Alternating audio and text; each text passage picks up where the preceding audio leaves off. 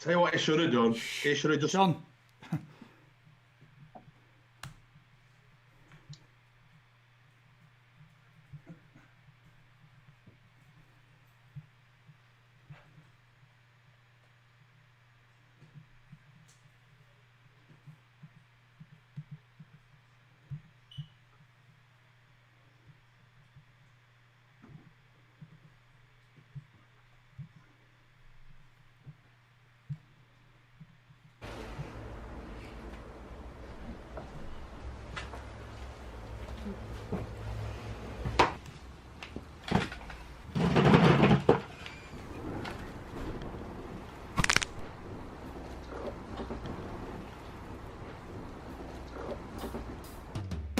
Under the cosh, under the cosh, it's under the cosh and friends. Oh, under the cosh, it's under the cosh, it's under the cosh and friends. Oh, week by week we take a peek at another guest, but it's a mystery. Oh, Kylie Minogue, no, Russell Crowe, oh, more likely a footballer that you don't know. So grab a beer and bring that cheer, 'cause it's time for Under the Cosh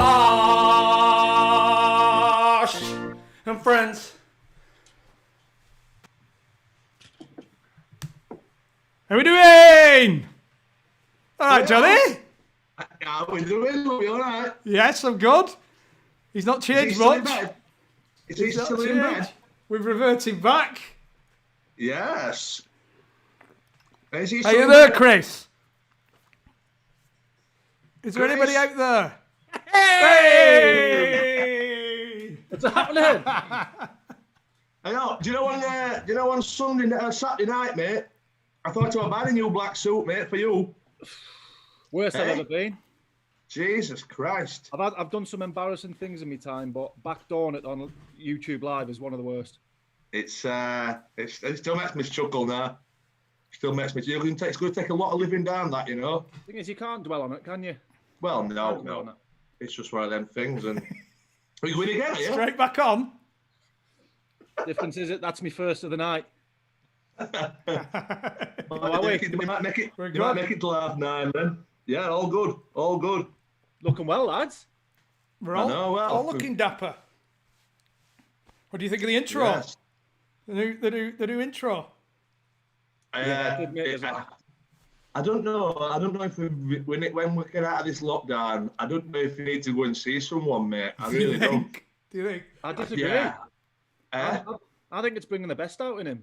I mean, yeah, you think? Self-praise is no praise, but I think that was fantastic. I think I've missed my calling in life. If there's any companies out there want a theme tune writing for the radio show, or need a face for it, we can probably find somebody else. But there is nothing you can't do. Cheers, lads. Under the Cosh Friends, eh? Under the Cosh Friends. Who are we going to have on? It's a mystery. Well, we have pulled it out of the bag, I believe, haven't we? By all accounts, yeah. We made well, thanks to everybody who sent a few messages out on Twitter, because, well, yeah, much appreciated. And what they've come yeah, through. Much appreciated. It's 6 guests. The special guests are 2 of my heroes, by the way. Yeah, I haven't shut up about them since. 2 of my heroes. 6 guests, 15 minutes apiece. Round about that, yeah. A couple of familiar faces. Couple of familiar faces for you. Oh, lads, I'm in a prat of myself today. An absolute prat of myself. I went for a run. You know, I'm doing a lot of running at the minute. I don't know if you've heard. But, yeah. And I tell you what, honestly, right, I went out for a run today, and I know I just said, so no self-praise is no praise, but I look good today. I look good. As in you were running quick? No, I look good. All right. All in black. I just sat them Asics shorts off. Yeah, all in black, top to tail, cap on backwards. Right. And I were flying down Main Road, Chorley Road in Bolton. Anybody knows it? And I don't know. There's like a runners union, isn't there? now I've been running a lot. You know when you see another runner, there's like a nod, isn't there? And it's like an acceptance. Same with cyclists, it's like an acceptance. And we're running, and I'm not really into it, you know, just because you're running and I'm running. Do you know what I mean? We're not friends. Yeah. We're not friends, are we? But now I've been going a few times. I've seen this guy running somewhere and he were a pro. You know, like he had the high-cut shorts on and a computer on his arm and all this Headband? stuff. No, he didn't have an headband. But I thought, if he gives me the nod now, that's it, I'm in. I've been accepted. And all I were concentrating on was making eye contact with him on the other side of the road. And the curb rose. And you know when it just clips your toe? Like, it's not a proper trip. It just clips your toe, but it propels you. I did a full, as Clark Kyle always say, I got hang time. As I were making eye contact with him. Boosh! Tom Daly would have been proud of it. Look at the state of that. How quick did you get back on your feet? Oh, mate. If I could have done a forward roll and carried on, I would have done. But I haven't quite got the agility. What an absolute clown. Well, before we just get started, my little Oliver's watching, my little boy's watching, he wants a shout out. So there you go, love. Little shout out for you on YouTube. Well, I've got a little shout out as well for Goldthing on YouTube. My mate, the pianist who helped us out with our little theme tune. I said I'd give him a little mention. I think his YouTube's in the comments. So fantastic musician. No, I can't. So you didn't do it on your own? Not the music, mate. There's limits to this man's talent, you know. Oh right, well you've just spoilt it for me then, mate. You've just spoilt it. We had a good week so far, lads. Good. Yeah, not bad. To be fair, I've been over today for a quiz last night. Drinking day. Yeah, Tuesday's a drinking day for a quiz, and then Wednesday's turned into one now. If we're going to be doing these. Unbelievable, isn't it? Slow and steady, Johnny. Wins the race. It does, mate. Well, once again, last week, Saturday night, you were sort of, Saturday night, you were saying that we're going to be up all night, so I can't really take your advice. I was giving it the big one. It's a marathon, not a sprint. I'm here for the long haul. See you in the morning, lads. I have to say, I'm impressed with it. I'm impressed with everybody joining in and getting the guests that we wanted, and a few extras. So, but if any suggestions from anyone else who we could get in next week, and I think if we could, have we got in mind who we want for this attainable guest? We can mention it at the end. Yeah. But I think if everybody could jump on the Twitter again, and it might just pull through. Yeah, we've got to wait and see if anybody watches it first, mate. Nobody's watching. We might as well just fucking watch telly yourselves, aren't we? We'll have a think, yeah? True. 2 seconds, battery's going to go. Have you got any pants on? Have you got any pants on? Hey, it's a PG, this. Talk about preparation, yeah? Just let me put my battery on. Jesus Christ. But all day to prepare. I know. I'm just getting word through. Can I have a shout tonight? I'll have a think who I want. Yeah? Yeah, you for have next a think. week. Who you want? But a few old faces coming back tonight, yeah? A couple of old faces. Somebody we've been chasing for a long time. Yeah. A TV star. And TV star, yeah. And is in some TV program as well, by the way. Some of the best. Some TV program. And a sportsman, non-football, who performed at the top of the top. The greatest for me. Not Eddie the Eagle. Even though we tried. He's next week. Yeah, another, as I said, he's a hero of mine, 100% for 2005. That might give you a little clue to what it might be. I can just see him when the last wicket goes down. Oh, well, now we know what sport it is. His arms stretched out, his head tilted back with his cap on, with his white cap on. The Pope. He don't realise that. He don't realise how happy he made me that summer. Johnny, you were one of them that used to stay up all night when the match was in Australia, weren't you? You'd happily yeah. on the sofa. Yeah, when I dozed off, but I'll be watching it We're watching it through the night over there, yeah. Yeah. Thing is, I think our first guest probably kicked us on, didn't he? As a podcast. Yeah, but we need to apologise, really, don't we? He actually says that we were a 1-star on iTunes before he came on. And I tend to agree with him. We're now a 2-star, but yeah, he done very well. He's in the waiting room now. I mean, we're 3 minutes early, but do you want to get him in? Bit more time? Do we get him in? Aye, it's been a while since I've seen him. Yeah. Right. Oh, man, I'll tell you another thing. Does he come in? Just to do his checking, we are live on YouTube, aren't we, lads? We are live on YouTube. Oh, no. We are live on YouTube. Here he is. There he is, waiting for a bit of audio. There they are. Hey! Hold on. Let's go. All right, Chris Sedgwick. Long-time How we fan of the doing? show, one-time guest, over 600 appearances for Rotherham, Preston, Sheffield Wednesday, Scunthorpe and Bury, the one-time wrestling partner of John the Beast Parking, current director of Longhurst Live for all your insurance needs. Yes, it is Chris Sedgwick. The one and only. Good We evening. can't do much more for you, mate, can we? No, to be fair, it's a good job I got that welcome last time about your top 10, top 11. Obviously, that's my fault. Yeah. I don't told you, care, mate, Chris. didn't I? You're all to blame. You're lucky I'm even sat here talking to you. There's no iron thing. It was Bell Brownie's for me. So from the bottom of my heart, I'd like to apologise because you would have definitely been sub for my best 11. Thing is, Well, I forgot to mention Popey as well, and he's blanked us the last 3 texts I've sent him, so I think he's fell out with us as well. He's really I'm taking not offence. surprised. Until I come on. Nowhere. I know. Is that right? One star on iTunes before Sedgwick That's it. arrived. Like that. That's very good. I'll tell you what is looking well, by the way, the hair. You've done it, haven't you? Looking all right. Haley's had a go at this with kitchen scissors. What do you think? Looking Pretty well. all Oh, right. yeah. Yours in. I bet you told it. I know, mate. Look at the state of that. Are you not happy with it, Chris?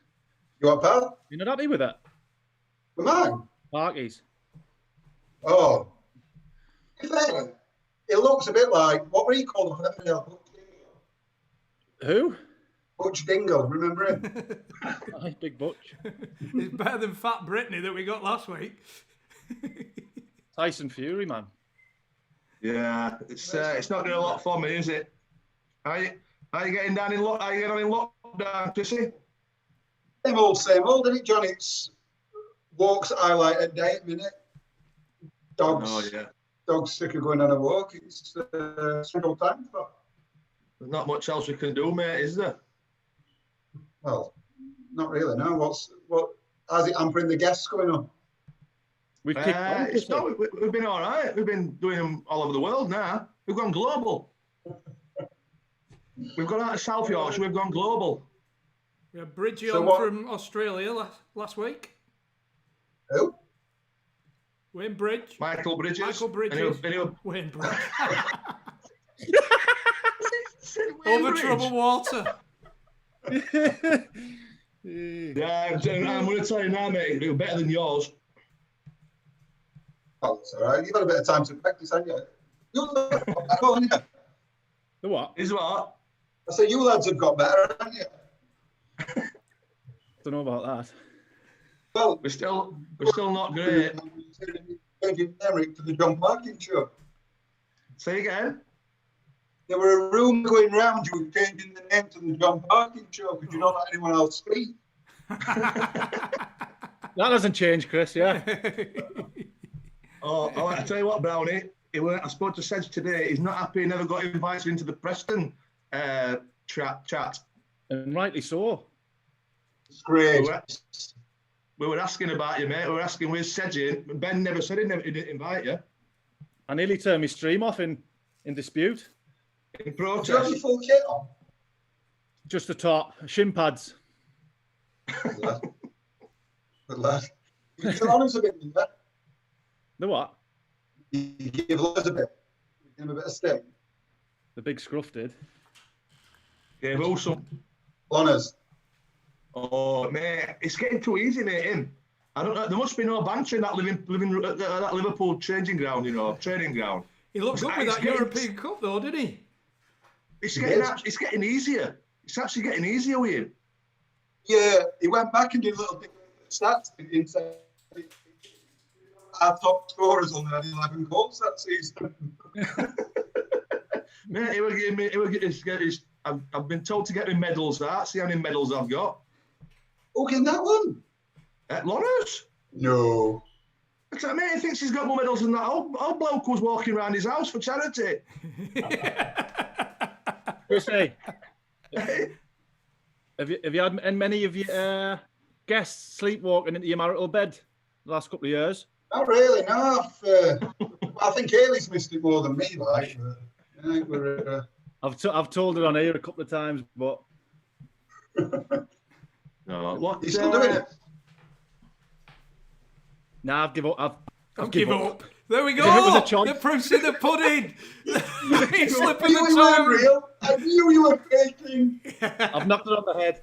He's realised now that it were it's frowned upon, really, doing it, especially doing it on purpose.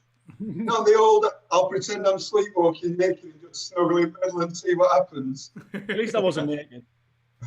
Just chance me arm. So, did you listen to Ronnie Moore's said when we had Ronnie on? I did, yeah, he was a good one. Yeah. He could have had loads on Ronnie, couldn't Did you have Ronnie Moore? Have you got, Okay.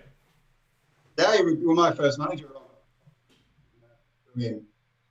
Brilliant. Just completely, when you first come into it, stuff you'd never seen. Pre-season, we were doing a pylon run up an hill, red hot day. He's just laid in the middle on a towel Sunday. All laid there, like having a good sunbathe. Just kept popping his head up every 2 minutes, like with his neck. Get around the poles! And back down, back down. No, we're good. You've had some good ones on it. Yeah, we have. Do you know what's good? Semis, John at Centre. Yeah. Really good. Because obviously I played with him, but I didn't realise he was he had such a bad time. He was just one of them people that I thought didn't even like football. But just shows you, doesn't it? Yeah. I think he's battered off Reader Johnson. So that again, mate. mate. I think it were getting battered off Reader Johnson that led to it. I think that was tipping point. So, have you what are you still on that cheap broadband, by the way, or what? What's broadband? Hamster's still going. He's only 20 minutes into it, isn't he? There you go. Have you announced guests who are on? No, not yet. We've got the big. You're just like a fluffer in a porn film, mate. Just fluffing it. I said to you earlier when you rung me up, I feel like Steph's warming up for you too. Yeah, they should come first. That's Club 7. Who were best drinker out of them both? At Preston. What best drinker? Yeah, out of these two.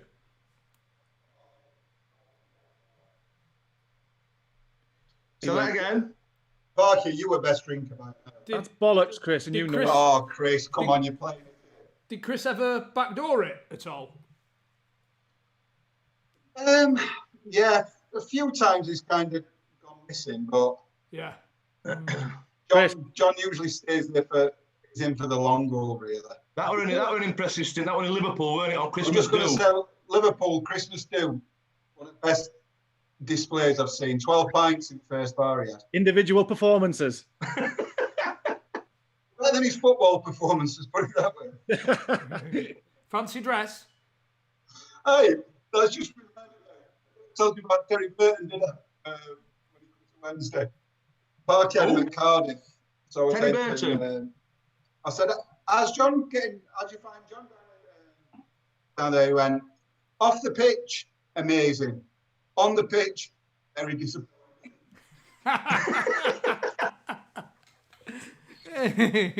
thing is, it was Malky Mackay that said he was deeply unimpressed with John's behaviour, wasn't it? Deeply unimpressed. I don't think he's the first manager to say that. No. I mean, he were. What was it that brought on the deeply unimpressed? Is that aimed at me? Yes. To be fair, I never played really. You know what I mean? I started the first 2 games. But there must have been some behaviour that he was deeply unimpressed with. Oh, Malky? Yeah. Yeah. Oh, we were just straight to him. I mean, I'll tell you what happened. I was never on Twitter. I went on Twitter, and then Hutch set me my Twitter account up at an away game. And then the week after, I mean, I got dropped out of the squad, right? So I put on a tweet, anybody looking for a gardener, I'm looking for work, right? Yes. And then, because he'd give us a chat about, I think this was 2 or 3 games into the season, so he'd give us a chat about Twitter, saying, look, do not fucking keep yourselves in line with Twitter. Anyway, the phone went, Twitter started going bananas, and I think I was in the paper on the Thursday, I was in the Sun, and he dragged me into his office, threw the sun down and said, what the hell's that? So I just said to play ignorance, saying I've only been on it a week, and so I don't think that was the first thing that really got to him, I think. Said we had when was it? When we were in London. We were in London, and I threw a bit of a wobbler, and you two just turned to each other and went, "That were better than Sedge, that." Yeah, Sedge, talk us through the time you got dropped on that Tuesday night. Norwich ready at home. Get closer to the mic, Chrissy. Can you hear me? Yeah. Is that better? Yeah, we can hear you now, yeah. We're coming out with playing Norwich at home on Saturday, and that's all right. So you can see it coming when you're going to get bombed. You can feel it coming, and then Big Al just coming in the team, and I wasn't even listening. And it was only when I heard something and they were on that, I realised I were on bench, and my head just went. And I looked, and Parky's pissing himself. I think Kenny was pissing himself and all, and I was fuming, right, just because he'd not pulled me out. And I went to put these tracky buttons on to go out and like just sub, and I pulled them on. They were half mass, man. They were like a 12-year-old tracky bottom, right? Because you were that raging, right? He didn't want to take them off because you'd just been a stubborn bastard, right? So we're sat in Coronation dressing room, like absolutely howling. He knows that they're halfway up his legs, right? But as I say, out of stubbornness, didn't want to take them off. we were in corner. I remember you says to Rob Kelly in warm up. You went, Rob, I don't even want to be sub. You couldn't tell him I don't want to be sub. He pulled me in the next day. Said, very disappointed with your attitude last night. You were going to be my first sub coming on. Said, I didn't even want to be sub. I didn't even want to be sub. He's just like, you know what? I shouldn't have even been sub at all. Yeah, well, it didn't make any better that you were pissing yourself in the corner. We all were. I mean, it was like one of them.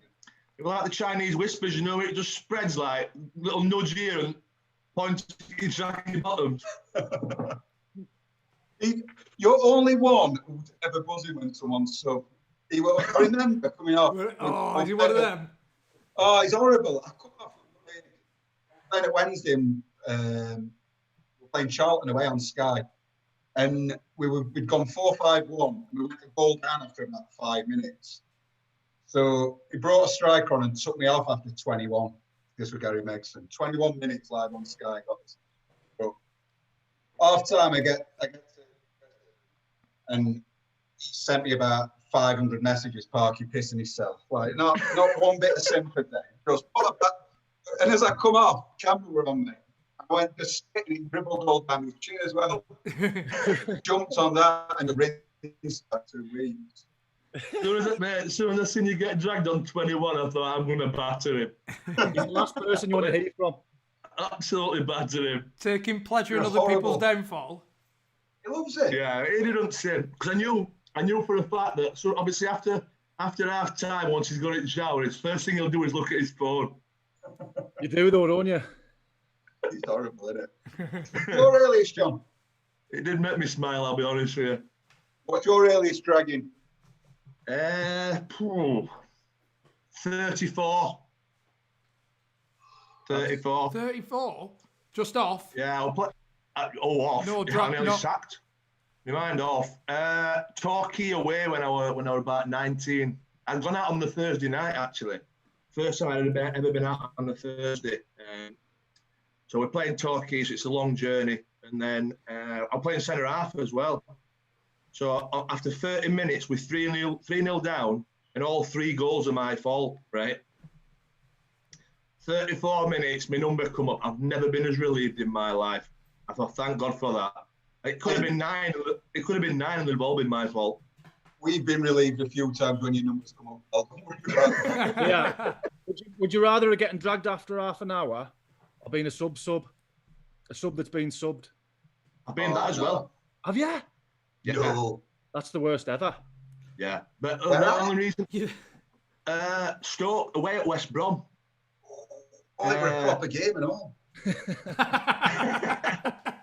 So I've come on after about, I don't know, 15 minutes maybe. Scored, and then we had somebody sent off. And Tony Pulis said to me, you need to go on left wing for us.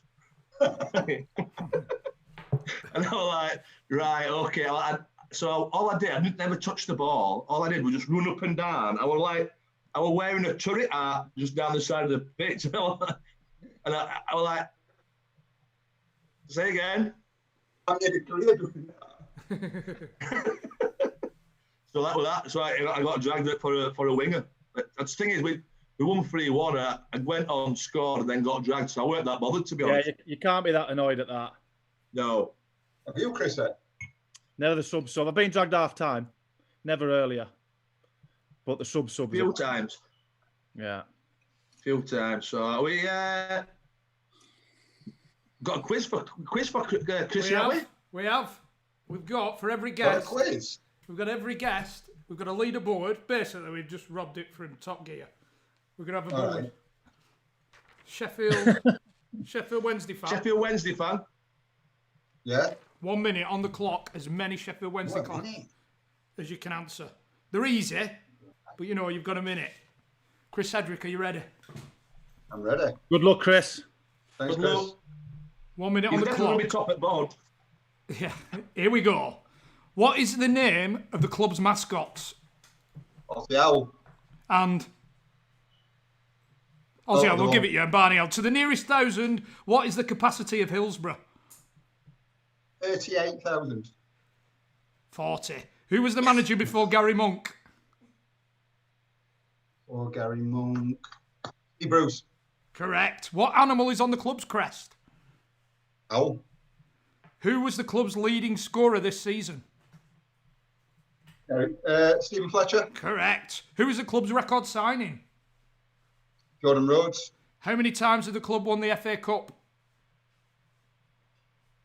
3. Correct. What is the club's current league position? 11th. 15th. What colour is this season's away kit? Ooh. Green. Green. What brand name is on the front of the shirt? Brand name. Who's the sponsor? Sponsor. Chanzera. Time. Well done, Chrissy lad. Well done, old boy. I hope you were counting there, chaps. Johnny, we had one job. One job. I didn't know I was supposed to be counting. Count how many right answers. We'll just have to put him up later. Matty can have a watch back or something, can't he? Well, either way, we're going to, obviously, no expense spared once again. A big piece of wood. Chris Sedgwick, top of the list. Yeah. Brilliant. Once you don't knock some of your ornaments off, Chrissy. I know. So there Right, we go. Chrissy, you've done your fluffing. Now for the piece de resistance. Now for the big Get job. main lads on now. Get the main lads on. Thank you very much. Top man, Chrissy. This don't mean we're See you friends. soon, pal. We'll see you soon. Take care, mate. See you, mate. Bye. Bye. Cheers, mate. Bye. Signal was good, wasn't it? Oh, Jesus Christ. We were in a bunker or what? Right, I'm excited now, lads. Are you ready, lads? Guess number 2. I'm excited. Guess number 2. Screen's going up. Let him in. Yeah.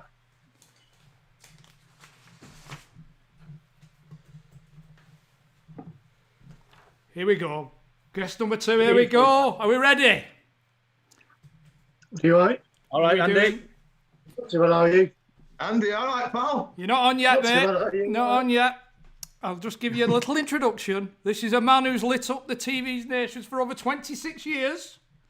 Best known as his roles as Darren in the Royal Family, Kirk in Coronation Street, the real King of the Jungle, and of course, Eric from Heartbeat. Andy Whyment, how we doing? Not too bad, are you boys? Hello, mate. Very well, mate. Very well. Are you safe and well? Yeah, not too bad. Can't Good. But I've just been in the back garden doing a few TikToks with my wife and daughter. So I was just going to say, I was going to ask you about the TikToks because I've had a look and the boys got moves. The boys I got don't know moves. about that. I did Soapstar Superstar in 2006, and one of the judges said they had snake hips. So that one, they weren't doing all that crap, shaking your hips. It was not gone for me, that one. Have you boys been okay? Yeah, good, mate. Good. Just, it's not very often, mate, that I'm starstruck, right? But I'm starstruck. Don't be starstruck with me, pal. I'm just a normal guy, you know that. Andy, I've never seen him quiet. I'm a big soap fan, mate. I'm a big soap fan. What are you on there? Are you drinking the beer? Yeah, mate, that's what we do. This is what we do for a job, mate. We just sit, get pissed, and then just talk shit for a bit. By the way, I've just had 8 pints delivered from a club down the road from me. So I've been on the Fosters myself there. So Delivered. I thought you said. I thought you were going to say I've just had 8 pints. I thought he's doing all right.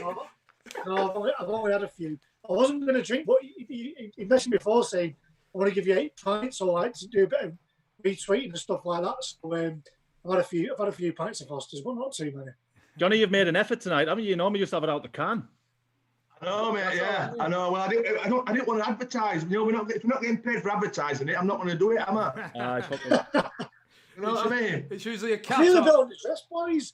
I didn't get told I had to wear a suit. Did Johnny not tell you? Mate, normally, we normally in a vest. I'm in a vest and just a pair of Calvins or something. It was kind of weird for me because I went on Twitter and I had about 15 saying, "Oh, you're under the cosh." I was like, "Well, what?" Obviously, What's I know under the cosh? That's the name of the that's in it. Yes, mate. Yeah. So I was like, "What's going on here?" Like, so I messaged a few people. Obviously, I seen John had messaged me, so I was like, "Message DM, don't mind doing it, coming on for a bit with you boys." So. No, we appreciate it, mate. Yeah, top man, mate. Top man. So, when will you be back recording? Because you obviously can't do anything at the minute. No, we closed down on we filmed on the Friday when Irish clubs and restaurants and stuff.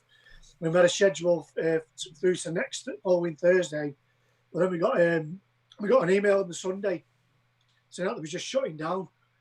So I mean, it's probably the right thing to do. I mean, I think we've reached a peak now, so hopefully we'll start going down and we can all get to AP because it's crazy times for everyone. Do you know what I mean? It feels a bit weird for all of us because obviously I'm used to looking at scripts, learning lines and stuff.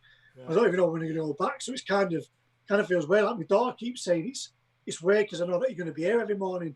Because normally if I'm in work first thing, I'm up at 6:20 and they're up for school, so. It's been kind of weird. I've been here for 3.5 weeks and got at least another 2.5 maybe. I reckon it's going to be at least mid-June by the time we're back. Yeah. So do you think they'll have to go off there? Do you think they'll write it in? Pardon? Do you think they'll write this coronavirus into scripts? They'll do when we go back. I think they will do, yeah, because it's been a massive part of everybody's lives. So I think by the time we get back, obviously they can add that to the scripts. And because before we finished, it wasn't a massive thing at that time, but then it got to the stage where it's like we need to close it down really. So I think they are going to write into the scripts when we go back, but when that will be, hopefully mid-June with a bit of luck. We'll have to wait and see. Whenever the government say to go back, we'll be there. So yeah. How did you get on in the jungle? Did you enjoy it? I loved it. absolutely loved it. I mean, I've been a massive fan of Coronation Street. I grew up watching it. I've watched I'm a Celeb since it started to do it, and I just went. Excuse me, I was going to work one day, and Alison Sinclair, who's our press officer, dragged me into the office and said, "Are you up for I'm a Celeb?" And I said, "I've always said I'd do it." So I went for a meeting last April, and it's kind of you go for the meeting and say, "Oh yeah, I'd love to do it," and all that, thinking might not come off. And then obviously Jeremy Kyle, that got pulled because obviously I think a guy committed suicide, so that got pulled off air. So it was meant to be going for the meeting to chat who they want to name. And so I should have heard like mid-June, because obviously he was like discussing what was going to go on in the Jeremy Kyle slot. It was about mid-July, and I was on set and I just got a text off Alison saying, "When you finish, come and see me in the press office." So I was like, "Okay, no problem." Went up and she said, "Pat you." So I was like, "Wow." So even that was like July. I still think it's still quite a way away yet, but yeah, it's just mad. I mean, to do it, and it's a bit hard going in as a late arrival because I mean, it's for me. I think going in, everyone's already made the little clicks then, and everyone's getting on well, and everyone made me feel really welcome. But I still think it's hard when you go in. Everyone said when I went in there, my first trial with Cliff, where I was just laughing my head off and everything. Everyone said it was so funny, and I think you could just say how much of a fan being there. It was a bit like Holly the year before, because obviously Holly watches it. So I think even for her to host it with Deck, I think it was like she was just used to sitting on the sofa watching that. I'm like, so to actually be there and do it, I mean, it was hard. Don't get me wrong. I mean, I miss my wife and kids like mad. I mean, I don't think I've ever cried so much in 2.5 weeks, but it was an amazing experience. And to come second, I mean, I would have loved to have won, don't get me wrong, but even to get to the final and come second, it was a dream come true, really. So, yeah. Do you know when we can see what we can see on the telly, but you know, after it, like when the cameras are off, yeah, you get any. You must, you know, if you drink multi-pack of Monster Munch or like that, like. To be honest with you, when it came out, it was just like a whirlwind because obviously Dan worried, but because of all the stuff that I've been in the press about Dan, her husband, she didn't want to do any interviews. So I literally came out, I seen Nick, and then I had to do the ITV2 show. Then I got to see my kids again. I got in the car back to the hotel. I literally had about 45 minutes to have a shower, get changed. I did an exclusive with the Daily Mirror. Then I did a GMB with Kate Garraway, which was a bit of a nightmare because I basically just said hello and then just had me sat there like a donut and just chatting to Kate the whole time, which is a bit annoying. But then I did a live with Lorraine, and then so it's only about 8 o'clock at night over there when I got to have a drink and kind of like settle into things. I mean, the only thing I ate that day before the night time was, when I got back and my daughter had a door on the table, the Limbo chocolates. I had about 5 of them, and that was all I had all day because I drank from pillar to post. But it was, like I say, it was mad. I mean, to get to the final, it was great. And for me, to be in the writer, it was. I don't know if you guys have met Wrighty, but he's a top bloke. And we had loads of chats about his career and stuff, but they never showed any of it, unfortunately. Yeah, that must be like they must edit loads out. And yeah, they do. I mean, obviously you're in there for 24 hours a day, but the show's only on for like. But it must be disappointing when you watch it. Did you watch it back and think, "Oh, that was brilliant. Why didn't they put that bit in? Or why didn't they put that bit in?" It is what it is. I mean, obviously, when you first get in, they're in there. Yeah. Do you know what I mean? So they're going to. Obviously, you got the ad breaks and you got Dex links and stuff. So before you know it, like probably what they're showing, and obviously they've got the trial. So if you don't do the trial, then you're not going to get that much airtime. But that's just the way it is. It's the way it's edited. But, how bad does that shitter smell then on the morning? It's not good. It's not good. I mean, it wasn't. See, to be honest with you, it was kind of weird because obviously when I first went in, I was in the jailhouse and there's only like 6 of us in there, so it wasn't too bad. But when you walked into the main camp for the first time and you walk past the gunner, it does stink of shit. Believe me, absolutely stinks. Who'd be the worst one to follow? Well, anybody you really didn't want to follow? No. What's honest with you? I mean, you just, you know, I mean, it's not the nicest of things having to have a crap into a bucket. Do you know what I mean? So, it's kind of weird. I've not been camping since I was a kid, so to go there and do that, it was a bit bonkers, really. But I always knew I could do it. But I mean, I knew I'd miss Nick as much as what I did because obviously, although I was only in there 2.5 weeks, I was in a lockdown for a week, so it was about 3.5 weeks without speaking to them. And I speak to my wife every day. You know what I mean? So I found that really tough. But apart from that, I mean, the actual experience of it was just mega. Absolutely loved it. So Brilliant, mate. Incredible. Are you United? yeah, I mean, it's a bit of a shame really, because obviously we started to play some really good stuff again. I mean, we beat City, we beat Chelsea away, and started to play some really good stuff again. I mean, since Fernandes has come in, he's made a massive difference. I mean, I did the MUTV post with Maisie and it was from Wes Brown and a couple of others, and I was saying, like, I've never seen a player come in. There's only one player I've seen do it at Old Trafford, and that was Henrik Larsson. And he was 33 or 34 when he came in. And he looked like he'd been in the Premier League all his career. I mean, I say, like, when Vidic came in, Evra, it took him about into the Premier League. And like, obviously, everyone's going on about Fernandes, his stats about, his stats are like this and amazing stats in Portugal. But, no disrespect to the Portuguese Premier League, do you know what I mean? But to be fair to him, he's come in. What I like about him is he always wants the ball. Every time he gets the ball, he's always looking forward. And even if he misplaces a pass, he always wants the ball again, which for me as a fan, that's what you want to see. Do you know what I mean? So he's a nasty. I think if he, well, isn't he? Loves the tackle. He loves the tackle. He does, yeah. Right, do you know what I mean? So, I mean, it's one of them. I mean, I love Pogba's a fantastic footballer, but as a fan, and I've spoken to a lot of fans about Pogba. He's been injured a lot this season, but he's never done it consistently for me. Not like 4, 5, 6 games on the bounce. I mean, 45 minutes against City at the Etihad was unplayable, but he's never done it because when I was growing up, like Brian Robson for me was my first. When I started watching United as a kid, he was like, wow, what a footballer.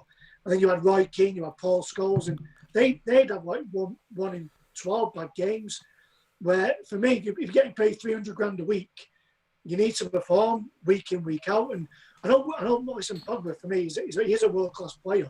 But as a fan, he doesn't do enough. But Fernandes has come in, and since he's come in, for me, he's done more. And then whatever game, how many games did he play? About 10, 12 games. And then Pogba's probably done in like 3 seasons. Do you know what I mean? Which I don't like to say because I don't like slagging players off. But I think when you get paid 300 grand a week, I think you need to step up to the plate a bit more. Yeah, I think him coming in, he'll give Pogba a kick up the arse as well when he comes.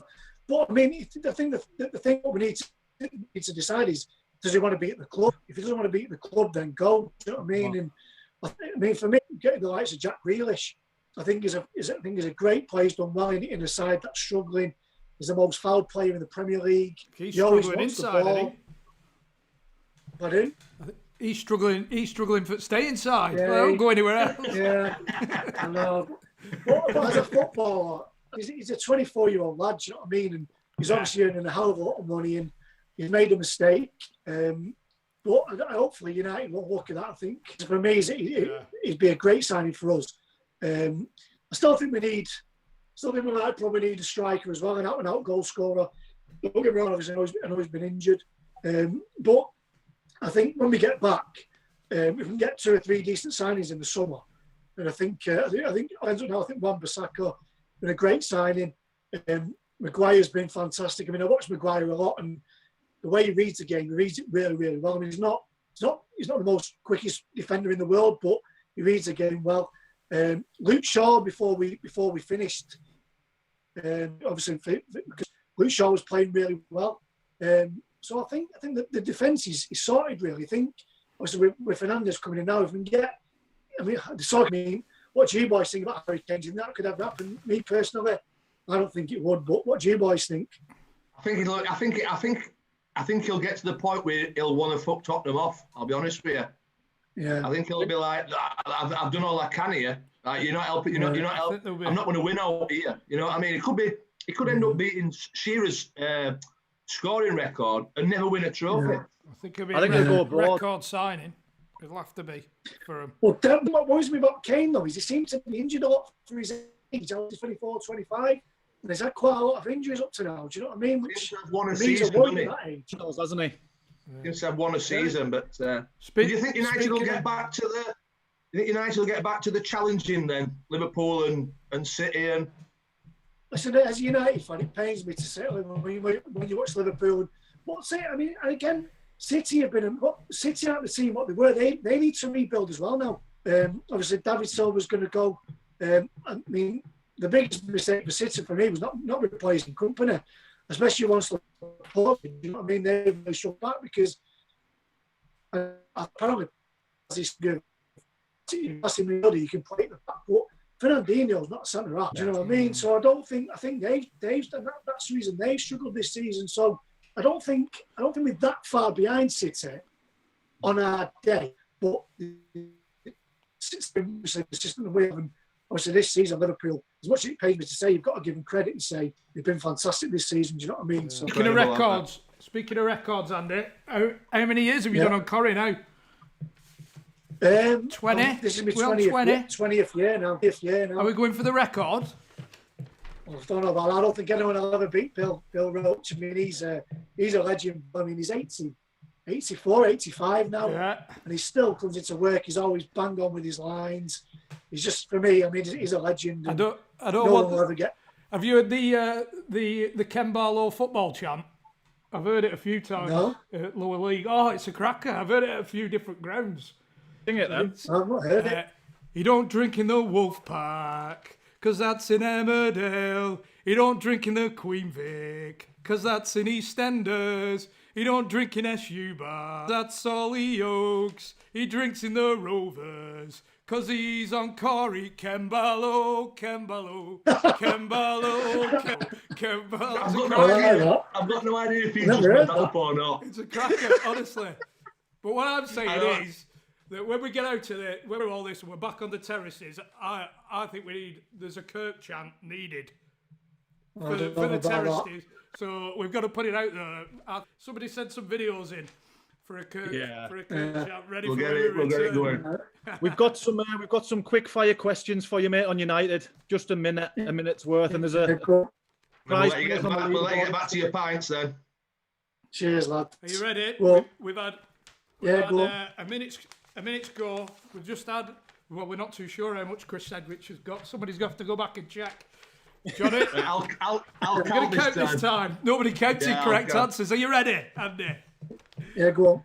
They're easy, but we're going in quick. Club record signing. Ronaldo. Paul Pogba. What? Pogba, of course it was. To the nearest 1,000, what's the capacity of Old Trafford? 75. Correct. How many times have United won the Champions League? It keeps changing. 3. Correct. When did United last win the league? 2013. Correct. Who was the manager before Jose Mourinho? Louis van Gaal. Brand name on the front of the shirts? Chevrolet. Correct. True or false, United won the first ever Premier League?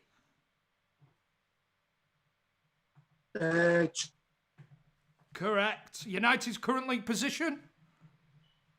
6th. 5th. 5th. Who's the club's mascot? Fred the Red. Who is the season's top goal scorer in the Premier League? Is it Rashford? Correct. Who is United's all-time leading goal scorer? Wayne Rooney. Who currently wears United's number 9 shirt? Anthony Martial. Correct. Oh, that's a record, mate. How many did you get, Not too bad. I can't remember get Pogba. I was thinking of Ronaldo when he went. That was only 80 million. That was less than Pogba anyway. Well, Fred the Red, right? Well, the mascot, right? Yeah. 10. We'll put you on the Well board. done, mate. Is definitely number 1. Sensational. I've noticed he's wearing his coat and his tie with a pair of jeans. Hey, I didn't think I'd be standing up. You're lucky I've got them on, Andy. Johnson. Don't know with his boxes on the shirt. What's all that about? I've got my tartan jam and shorts on. That's brilliant. Andy, thanks very much for coming on. Yeah, cheers, lads. Look after yourself. All the best. Stay safe, mate. Brilliant, pal. Thank you. Right. See you in a bit. Cheers, mate. Yeah, mate. Right. Cheers. What a top fella. Are you happy, John? Mate, that's like, mate, that's me. That's me. I'm taking piss. You think I'm taking piss, don't you? We're 5 minutes over, so we best get next man in. Yeah, get him. Come on, quick shot. Turn around. I feel like I'm on night shift on red light. Right, a red light for you.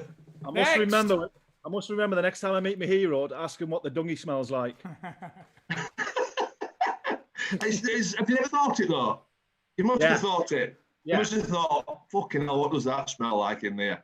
I know. But I imagine, I don't know if you've ever noticed, but the shit must smell the same because they all eat the same food.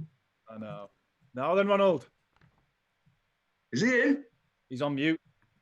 Unmute, Matty. Next guest up Hello, is a man boys. that's been more elusive. Blakey, how we doing? Hold on, I'm doing a bloody intro here. Okay, yeah. You took some tracking down, you love, haven't you? Tell you what, mate. Hey, buddy Ollie, I tell you. Jesus Christ. I started to think he did not even ask you to come on. Nah, hey, that's what happens when you live in the south. Exactly, mate. I've tried to stick up for you. Aye, Bradley Cooper. I love it, Ronald. Oh, sorry, no, Bradley Hooter. Sorry. Bradley Hooter. Has he told you to say that, Blakey? Of course I have. How you doing, mate? You all right? You? Good, yeah. Yeah, good, mate. They've been honestly, threatening to get you on for about 2 years now. To be fair, I'm a little bit intimidated with how you dress, like. I've got to be honest. You're not coming in. Your name's on the door. You're not coming in. I tell you what. Seen that a few times, Brownie, haven't we, in Leeds? Yes, mate. 100%. I don't feel like Max and Paddy. We had Glenn Little on the other week. Yeah, brilliant, isn't he? But thing is, I don't know if you've listened to it, but he did not know I played professional football. Which was Do slightly embarrassing. you know what, mate? It sums him up. I'm surprised it was only part 1 and part 2. I thought it might have been part 3 and 4. We couldn't get a word in. I've never. Johnny as well. Yeah, I mean, unless you just wanted to speak to the better players in the room or what, I don't know. By the way, Parks, you were a player, mate. Don't worry about that, lad. Blake, You're making blush. I was telling the lads, because I played with Blakey. How old were you when you came to Donny? About 30. Was it 37? I think you might have been older. Yeah, I looked older. Yeah, you did. But in terms of entertainment off the pitch, it was a great signing. Hey, do you know what? I'll tell you what, the best thing, I remember that I said to Gordon Armstrong was my agent. I thought, do you know what? I was like, I can't be arsed no more, you know what I mean? He was like, listen, just keep your head in it. Just keep doing it. Listen, Donny want to sign you. Dean Saunders, he played with him in Bradford. So I thought, all right, go on. It's just, 40 mile up the road, I'll go. So anyway, I turned up there. I thought, just sign it. So anyway, I signed. He said to me, listen, I'll take you to the training ground. So get in the car, get in the front seat. I said, yeah, no problem. Anyway, we pull out the car park. He starts saying, yeah, do you know what? League One football. All you need to do is knock it long, get long throwing, some cars and free kicks. I thought, I've just fucking signed. So I knew I was done. What, from the first day you met him? Honestly, Parks, it was unbelievable. I just thought, what have I done? Do you know what I mean? I could have just signed for any. I could have went to Chesterfield with Paul Cook, and I thought, I'll go to Donny. They'll probably have a really good side. They'll probably get, probably go up. And yeah, if that's the first thing he said to me as soon as I got in the car. But it was good entertainment, though. You know what I mean? It was good entertainment. Tremendous, man. From what we've heard. What would he like to play with, Dino? What do you like as a manager? Like, was he just storytelling all the time? Mate, honestly, he was like, we used to call him, he was brilliant. Like, we used to call him Topper, you know what I mean? Because someone would have a story in the dressing room and he'd just come out, you know what I mean? Just the best one ever. And Tommy Toppett. Honestly, mate, it was really funny. Like, Dean Windass, you know what he's like? He comes in and all that. And there was reports of him going to Middlesbrough and all that. And he kept on coming in every day with his black sack coming in saying, lads, I'm off today. And it happened for about 2 weeks, to be fair to him. There must have been whatever agencies or whatever going on. So Dean Saunders had enough, do you know what I mean? So anyway, he said, listen, I'm going to have him next time he comes in. So he comes bowling in with his black sack and all that. He says, lads, I've got a 4-bed detached house. Anyone want to buy it? Dean Saunders goes, yeah, I'm interested. He goes, what is it? He said, yeah, it's a 4-bedroom detached house. He went, yeah. Tell you what, let's have a look. Brought the brochure and everything. Fucking madman. And anyway, Dean Saunders looks at it and goes, yeah, I'm interested. The kids need a greenhouse at the bottom of the... he just went completely stunned. I can imagine Dino would have been like that as well. Like, yeah, I'll fix the brochure for you. Listen, mate, honestly, like, to be fair, Parks, lads, we had like that changing room just had everything. I'm surprised, to be fair, at our ages now that half of the squad aren't in prison. You know what I mean? Yeah, well, not bad in, you know what I mean? Just loads of characters. You know what I mean? Just loads of characters. Changing room, Blakes? Darren Moore. I'm trying to think of the real characters. Jamie Lawrence. Craig Ramage. I mean, a lot of you probably don't know Craig Ramage that well, but he was a character. Do you know what I mean? Yeah, just old school players. John McGinley. Yeah. You know what I mean? And then we had all the proper professionals come in, like Carboni, who come in with a suit every day. You know what I mean? But it was Dean Saunders, mate. He was unbelievable. Jim Jeffries, when he comes in, he says, so Billy Brown, his assistant, comes in and says, Dino in his office. Yeah, no problem. Anyway, so he's up there about 15, 20 minutes. And he comes back and changes on starts, like looking and shaking his head. So you're right, Dino? He went, yeah. He said, he can't believe it. He said, he's just asked me if I want to go on loan to Dundee United. Jim Jeffries has asked me if I want to go on loan to Dundee United. I said, what do you mean? What did you say? Well, I sat down. He said, listen, Dino, you probably surfaced the requirements. So you haven't played a lot. He says, but Dundee United want to take you on loan. I went, what? He said, they want to take you on. He said, listen, I'm a millionaire, but I can't give him a loan. And walked out. Hey, Blake, remember when he lost his head in the meeting? When he was taking the meeting and not someone you were being a child. Be a child. Never happened that, Brownie. Can you remember though? No, I don't know. I think we were just, me and Dino, because we were going through that little bit of friction. Do you know what I mean? I think it might have, I think what he was saying or something that happened on the Saturday. Well, hang on, no disrespect, you got lads in there playing, and he's showing you clips of Paul Scholes. I remember it. You know what I mean? You could have Xavi in there, and Paul probably couldn't do the pass range what Paul Scholes can do. Do you know what I mean? Yeah. And I'm thinking that's unrealistic. You know, but the meeting carried on, didn't it? For about 10 minutes, would you say? Yeah, and I was shaking my head for about 9 of it, wasn't I? He just out of nowhere, just went, "Me fucking head's gone. Let's go." Remember he used to get the pool cue? All the chalk all over the wall. When Saunders had left the club, I think it was like Christmas time, and there was a manager, Ryan Flynn, came in to replace him. And I don't know if you were just training, Blake. I don't think you were involved in the team. But every morning Flinney came in, Blakey would just shout, "What are you doing, mate? You looking for the dwarf convention?" Brian, 5'5". How far away? Remember, how far away are you? Pitch 10. Excuse me, mate. We only had 2 pitches. Are you coaching on pitch 10? Did you ever win anything? We've heard about his prize box, his 5-a-sides. Believe it or not, I think I won a case, a briefcase. Suitcase. A briefcase. He was bringing in like brownie TVs, DVD players. I got a briefcase. I knew my time was up then. It wasn't new, was it? It was weathered. Oh, like, remember we used to get, like, we used to travel on the bus, and he used to get on the mic at the front, didn't he? Oh, it was. And he used to go through we used to have an All V Young. You've done it before, Parky, haven't you? All V Young on a Friday. Yeah. He used to go through all the teams, go through all the players. He'd go, Blake, 4. Didn't turn up. Just all stuff like that. But he was a character. But he's just, when he got the Wolves job, I was like, Jesus. Yeah. We were out in Leeds, weren't we? We were out in Leeds when the news broke. Yeah. Saunders 9, unplayable. He did. He did to a teammate.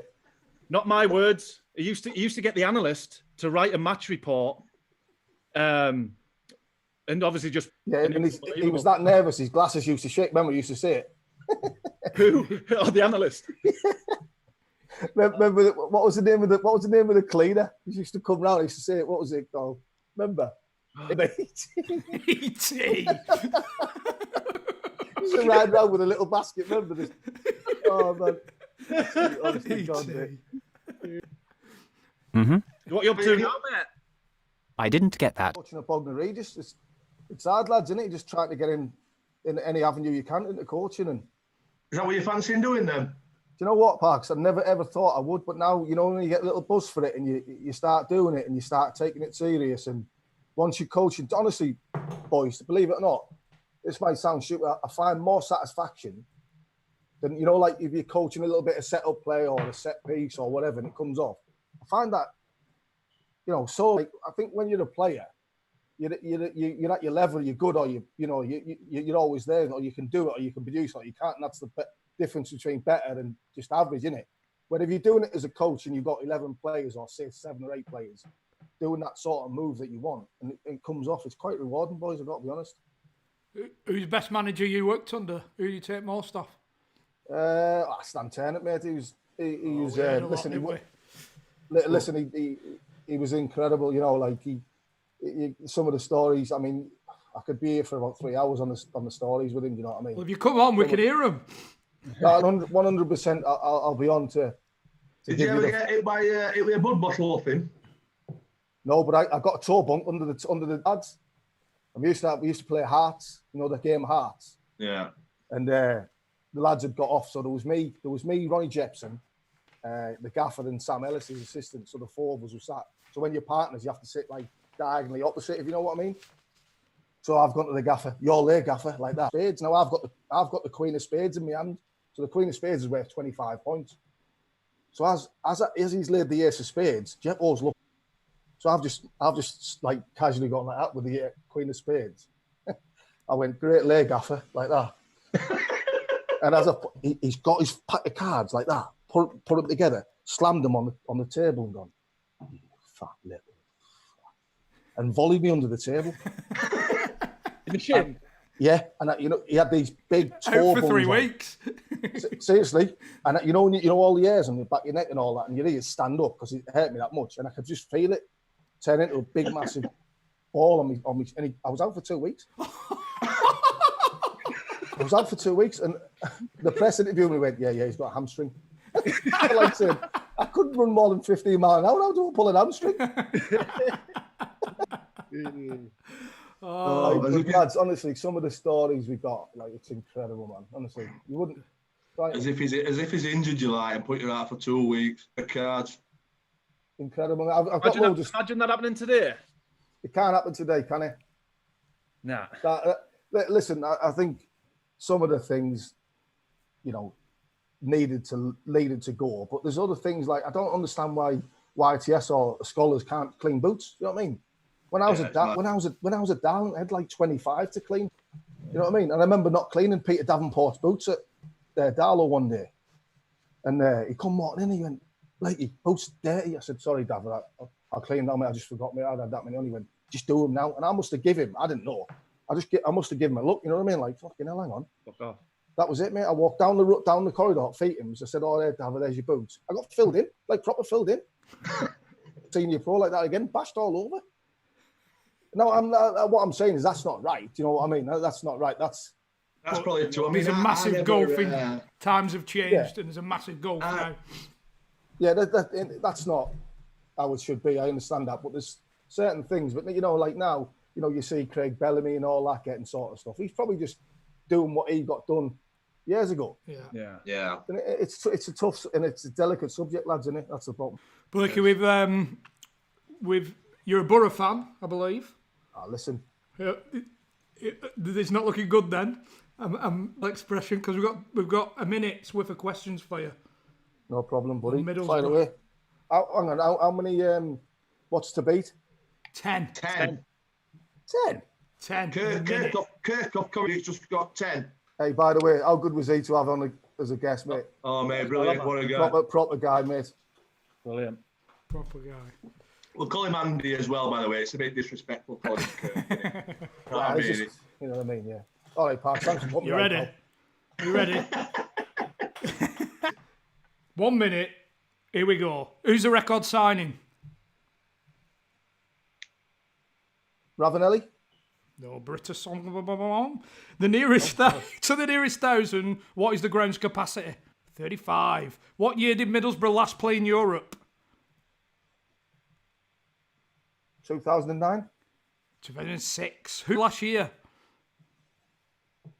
Pulis. McLaren. Who's this year, not last year? Oh, he said last year. Well, I'll give you that one then. You can have that. You can have that, Blakey. Who is this? Who's this season's kit sponsor? Oh, Hummel. 32 red. What's the name of the mascot? Leo the Lion. Rory the Lion. Who is the current captain? Johnny Howson. George Friend. Manager. I might get this one. Jonathan Woodgate. Correct. What is Middlesbrough's current league position? 18th. 19th.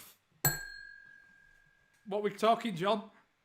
Well, we've not been to you that. Who are you pointing at?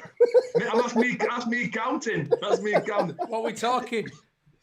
2. Blakey, right to the bottom of that board, mate. 2. If anybody don't beat Blakey, they won't shoot it. Listen, I've always been at the bottom of the charts for a lot of things. So don't worry about it. I'm all right. You didn't have to put me that far down. You're there to stay. Yeah, hey, Brownie, you know what? I think you might be there in a while. Next top man for coming on, mate. Thank you very much, mate. We'll get podcast sorted. Yeah, no, listen, we'll have a great time, lads. All the best, boys. Top man, mate. Thank you. Bye-bye. Bye-bye. And with that, Robbie Blake. Are we ready for our next guest? Next one's a big one, lads. Mate. This is the big dog. I mean, it's like, just feel a bit like Ed just all over the place. I feel like I'm at Red Light District. That bell's going up, door. Next customer. Red Light District. Next customer. Jesus Christ. This is the big one. This is the big one for me. Are we ready? Yeah. This is the big one. Here we go. Audio's connecting. Here we go. Now, this is a man who needs no introduction, but you can't see him, so I'm going to give you one. A man who captained his country 51 test matches. A man who was the mastermind behind England's 2005 Ashes victory over Australia. A man who may be about to turn John Park up talking about him for 3 days. Ladies and gentlemen. Michael Vaughan, OBE. How are we, lads? How are you? All right, Michael. Good, mate, you. Mark, you're looking smart with your tie on. I like that. Am I blushing? Can you tell I'm blushing? I like that. Cheers. I've got a glass of vino. I've been on it for a few hours, but never mind. Locking in it. Oh, you're a gin man. Gin later. It's early. Yeah. Only 9 o'clock. I've made that mistake. Thank you very much for coming on, by the way, pal. Much appreciated. Can I say that I spend my winters in Australia, and Bumble sent me a direct message in around, it must have been November time, and David Lloyd scarred into this Undr The Cosh. Now, you guys, I downloaded it. I thought I'll have a listen to this. I think the first one was that I put Dominic Matteo. I walked every morning from Coogee, where I was staying, to Bondi. It's about, 7 kilometres, something like that. So I walked along and I listened, and you actually, for 2 months, you made my winter, because I was walking in amongst all the Aussies, pissing myself, and they could, like, every now and again, so, all right, but why are you laughing? I said, I can't tell you. I can't tell you. Hithouse has just been mentioned. That Mark Crossley, he's just been mentioned. Another day with Carlton Palmer. So I must thank you three for entertaining me for 2 months in the winter in Australia. So thanks very much. Oh, man. It must be a shit gig, that, is it? Australia for winter. It must be terrible. Yeah, terrible. Yeah. I'm absolutely shitting my pants about this lockdown in case I have to stay here for a bit longer.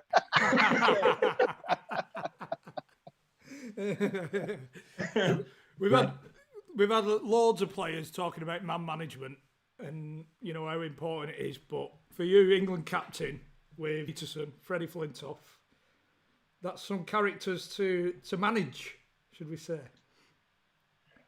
Yeah, but great players. I mean, why wouldn't you go out your way to manage great players? I was very, anyways, because a lot of sport is mentioned about the ethic of spirit and teams, and everyone gets on. That's bollocks. That's impossible. You've got a group of 15 people in a room. How can you expect every single person to get on?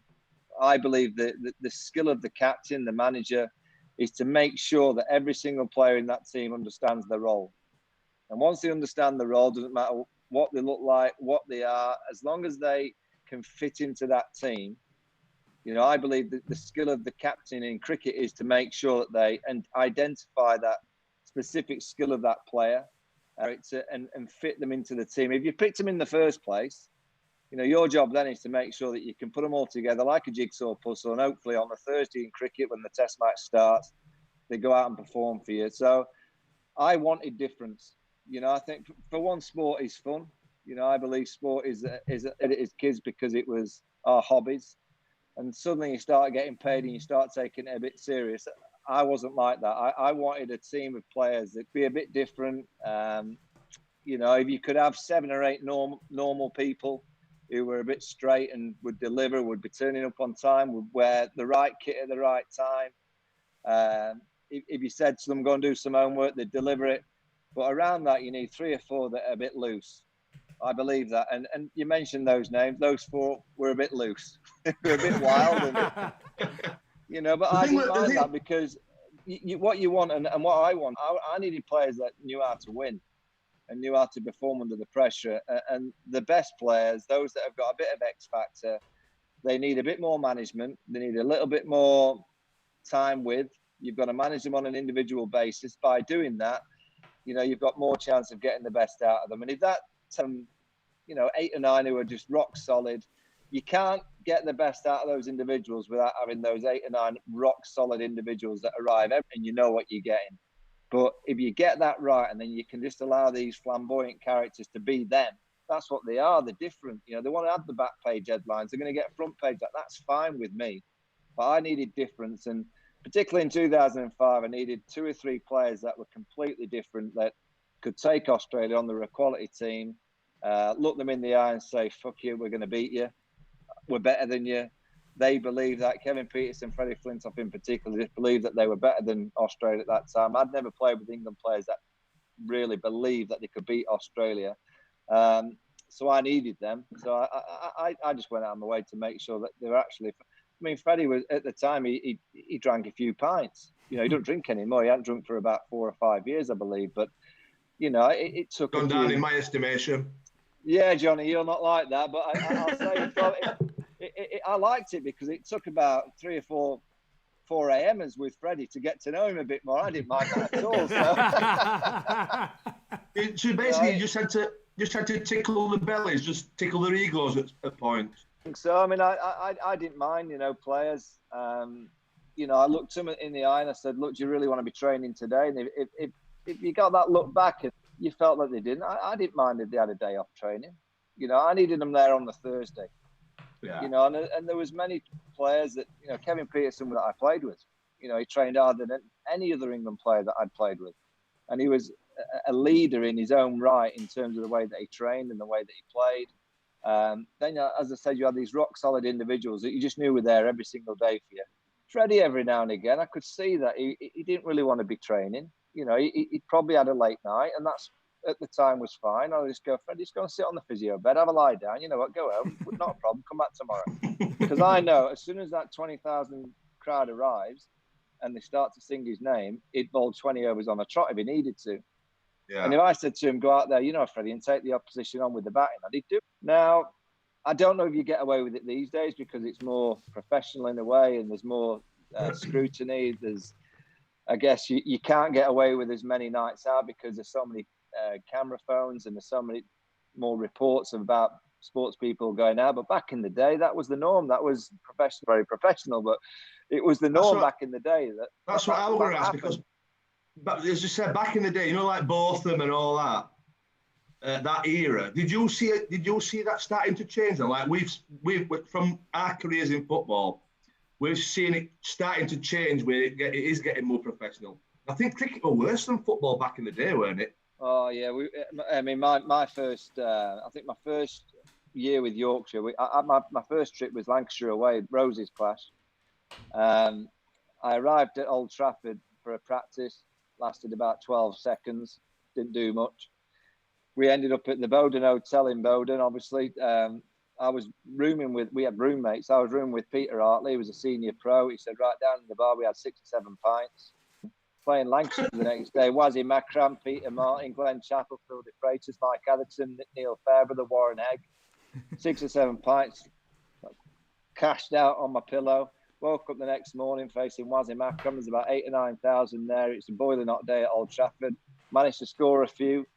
4, I think, and because I got obviously my highest score, it was my round because it was my career best. So I had to buy all the players a pint. We went to the TGI's on the way back to the Bowden. We had 2 in there. We ended up back at the Bowden, and there was a fountain bar in Hale, just next to Bowden. Ended up in the fountain. I was only a kid at the time. I got lucky. Struck rich that night. Pete was around at the time. You on a tenner? Next day, I was out in the field. This is a true story, and I'm out in the field, and the captain, Martin Moxon of Yorkshire, he came to me and said, "Young, and just go and ask their dressing room where the best pubs are tonight." I said, "Martin, we're in the field." He said, "No, don't worry, just tell the umpires you need a toilet break." I said, so I've gone off the pitch, and I've walked upstairs, knocked on the old Lancashire dressing room door. I've knocked on the door, knock. I'm thinking, like, they're taking the piss out of me, the Yorkies here. Knocked on the door, he answered the door. Wazzy Makram, the sheet of paper. And I went, oh, cheers, Waz. And I put it in my pocket, walked out onto the field. I said, "Skipper, Wazzy's giving me this sheet of paper. Give it to Martin Moxon." He's looked at it, he goes, "Yeah, I always thought that. That's the, we thought those pubs were the right ones on a Friday night." And that was Friday night. We had a few more. Saturday, similar. Goffey got 6 for on the Monday. We won the Roses match. Sunday league game Sunday. Sorry, Monday it was a finish for the 4-dayer. At the end of the week, my dad had not been able to come because he'd work, and he rang me up and he said, "Son, how's your first class debut been? You've done all right. You've won the game. It must have been tremendous." I said, "The problem is the cricket got in the way of the stag do." But that was cricket. That was the norm, you know. And I remember playing for England in '90 when I made my debut. It was professional. Obviously, it was. We had a great set of senior pros, and I got cricket at the 90s when, as John mentioned, it was properly wild. It was a stag trip every week on a county circuit. International cricket arrived for me in '99. It was professional, but not too over the top. And then in around 2008, 2009, when I finished, it became very scientific.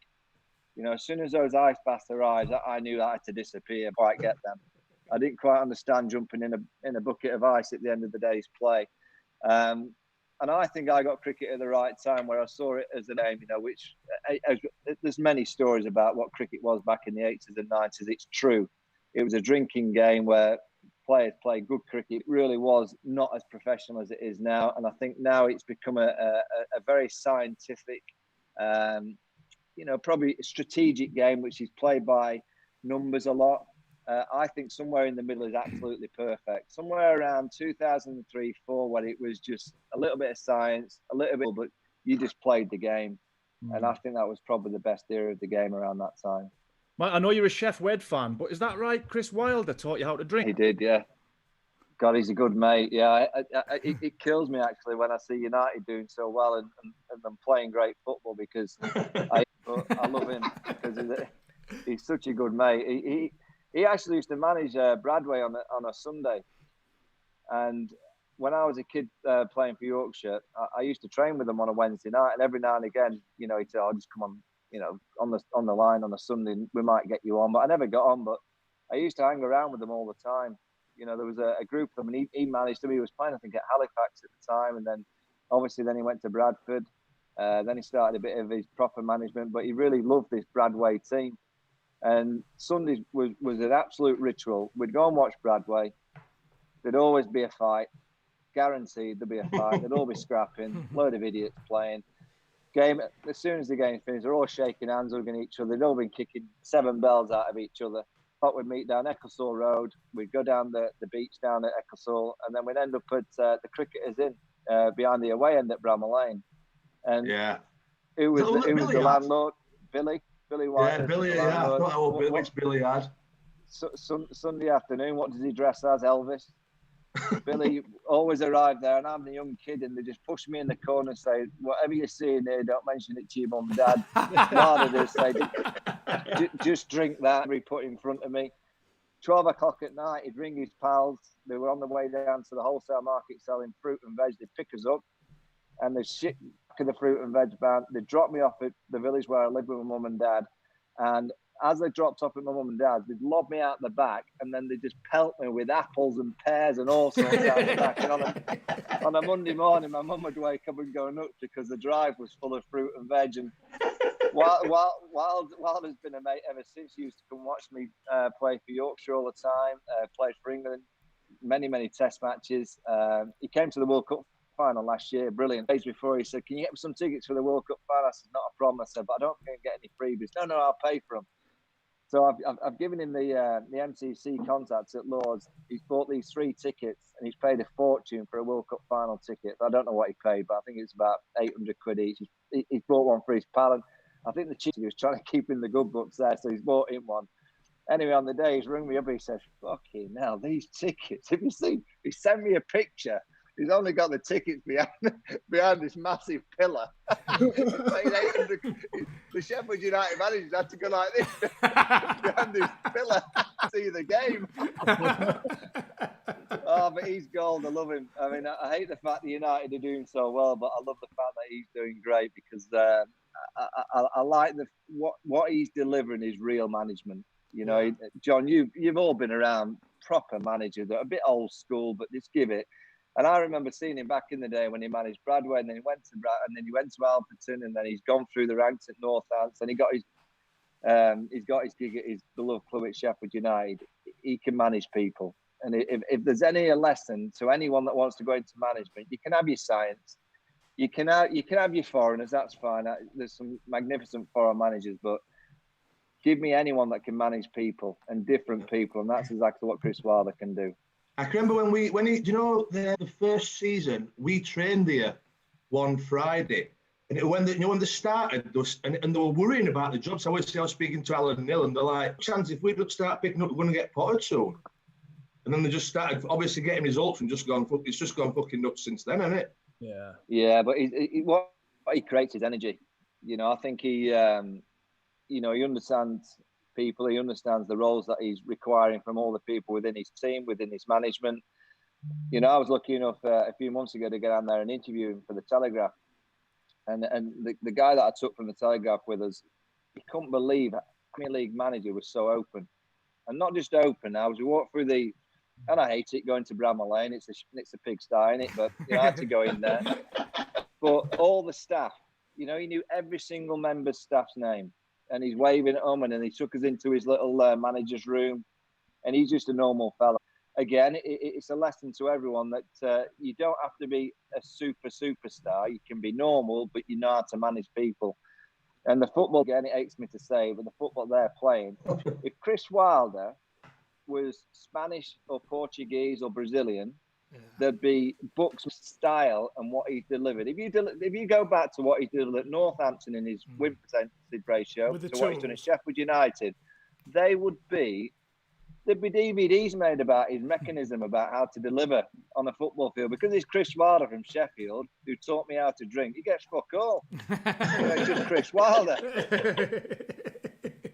I was watching a few clips earlier, like, that I was telling the lads about Steve Armisen and forgetting his pads. Good player. And I probably didn't do it justice. Yeah. If you could tell the lads. Oh. I love Steve. I mean, he's football mad. He managed Adlington up there, didn't he? He actually loved football, and then he did cricket, and he could bowl fast. But bearing in mind, New Zealand's a long way away. We travelled to New Zealand in 2000 and must have been 2007. So we get down to New Zealand, and we've been there 2.5 weeks. So I've been with Steve for 2.5 weeks, but we played these 2 warm games, and he's not done much with the bat because he hasn't had to, because we've been getting all the runs. He's not really done much. Anyway, the night before the first test at Hamilton, he comes and knocks on my door. Bear in mind, he never knocked on my door in his life. And he knocks on my door and he said, "Skipper, just to let you know, you use Gunnar equipment, don't you?" I said, "Steve, brilliant. I've been playing with you for 10 years. Delighted that you've just kind of noticed that I use Gunnar kit." Great, yeah, brilliant. Thanks for that, Steve. He said, "You're similar height." And I said, "Yes, Steve, thanks. Yeah, we are. You're a bit tall." I said, why are you asking all these questions?" He said, "Your pads, can I just try your pads on?" And I went, yeah. But why? He said, "We've got a slight issue." He said, "I haven't got my pads with me." I said, "Wait a minute." I said, "We've been here 2.5 weeks and we're starting a test match against New Zealand and you don't have any cricket pads." He says, "No." I said, "But Steve, that thing that you carry through the airport, that box, we've seen for 2.5 weeks. What is it?" He said, "Oh, it's my dartboard." I said, "So you've come to New Zealand as an England player with an effing dartboard, but you don't have any cricket pads for the first test?" He goes, "No, but they're coming soon." Jeez. Who was the best player? You used to play footy when you were warming up. Who was the best player you've seen? Footballer. Oh, football. Armstrong. Armstrong was good. He's a I proper player. I would like to mark him, you know. No, He's a bit strong old unit, isn't he? Yeah, Steve was a good player. I would say Steve, of the modern era, I watch them every morning. They actually play more football in the morning than they do any cricketing skills. Josh Butler's very good. Sam Billings, in and out of the England team, he's high class. I won't mention them, but there's a few of them actually better than football than they are at cricket. They knocked it on the head now. Oh yeah, there's been a couple of injuries. That Rory Burns got his he did his ankle ligaments in South Africa, and he's been out ever since. So, you know, it's one of those, and you play every morning because it gives you a buzz. Cricket's it's a long sport that you're away so much, and you just need that little bit of energy every morning just to give a bit of a buzz, and it creates a bit of spirit around the team. But once you get an injury that takes one of your key players out for a while, that's done. The boys are good. I'm honest with you, I've never celebrated as much as when I put the cricket on in 2005 and Glenn McGrath done his fucking ankle. I was absolutely buzzing. People get in. Well, John, you know what the high level management's all about putting the ball in the right place at the right time. And we managed. I've never seen an England team celebrate someone being carried off as much in all my life. 9:33. I remember it. The 3 it was. I remember it to this day. Marcus Trescothick, Glenn McGrath used to get him out for fun. He was the happiest chappie. I've never given a team just saying, look, just look what's happening, lads. And all these smiles suddenly started to arrive on the faces of all the players. Yeah, key moments. You need a bit of arse, don't you, when you're going to win big events? Yeah, I mean, we obviously just mentioned Marcus Trescothick then. Obviously, he had a lot of problems, and we've spoke about it on the podcast. He had a lot of problems with being away from home. Yeah, it must have been tough to be away for 2, 3, 4 months at a time. To be honest, I love it. That's me. I think my missus loves it as well when I go. Just like to see you. But I think for someone like Marcus Trescothick, you know, I toured with him for. I went on an under-19s tour to Sri Lanka back. That must have been about 1991. And I toured with him pretty much every year till around 2005 when his struggles started to arrive. And to think that he went every single year and he had this illness, it's remarkable what he actually went through and what he achieved with the illness that he had. To this day, will say that if Marcus had not had that illness, he'd have been England's greatest player. You know, he'd have broken Graham Gooch's record. Alistair Cook, which he's obviously our leading run scorer now in Test match cricket, Trescothick would have battered that. And he'd have had all the records in one-day cricket, Test cricket. He was a brilliant player. He really was. Did you all know about him struggling like this back in the day? No. The only, I would say the only kind of, now I look back, you know, that first tour that I captained him, and it was an under-19 tour to Sri Lanka, and we used to have those big coffins. You know, the cricket coffins with all your kit in. And I remember arriving at Heathrow to the hotel, and as I arrived, the left, and we all got one coffin and one bag. And I looked to the left, and I saw that Trescothick had 2 coffins. And I said, favouritism, how come he's got 2 coffins? He'll have more kit than the rest of us. He said, no, he's got his sausages. I went, what? And I looked, and I said, and I pulled these other coffin. I said, he'd got a box full of sausages. That's why he was called Banger. His nickname was Banger because he had to have sausages with every meal. He was taking half of sausages to Sri Lanka.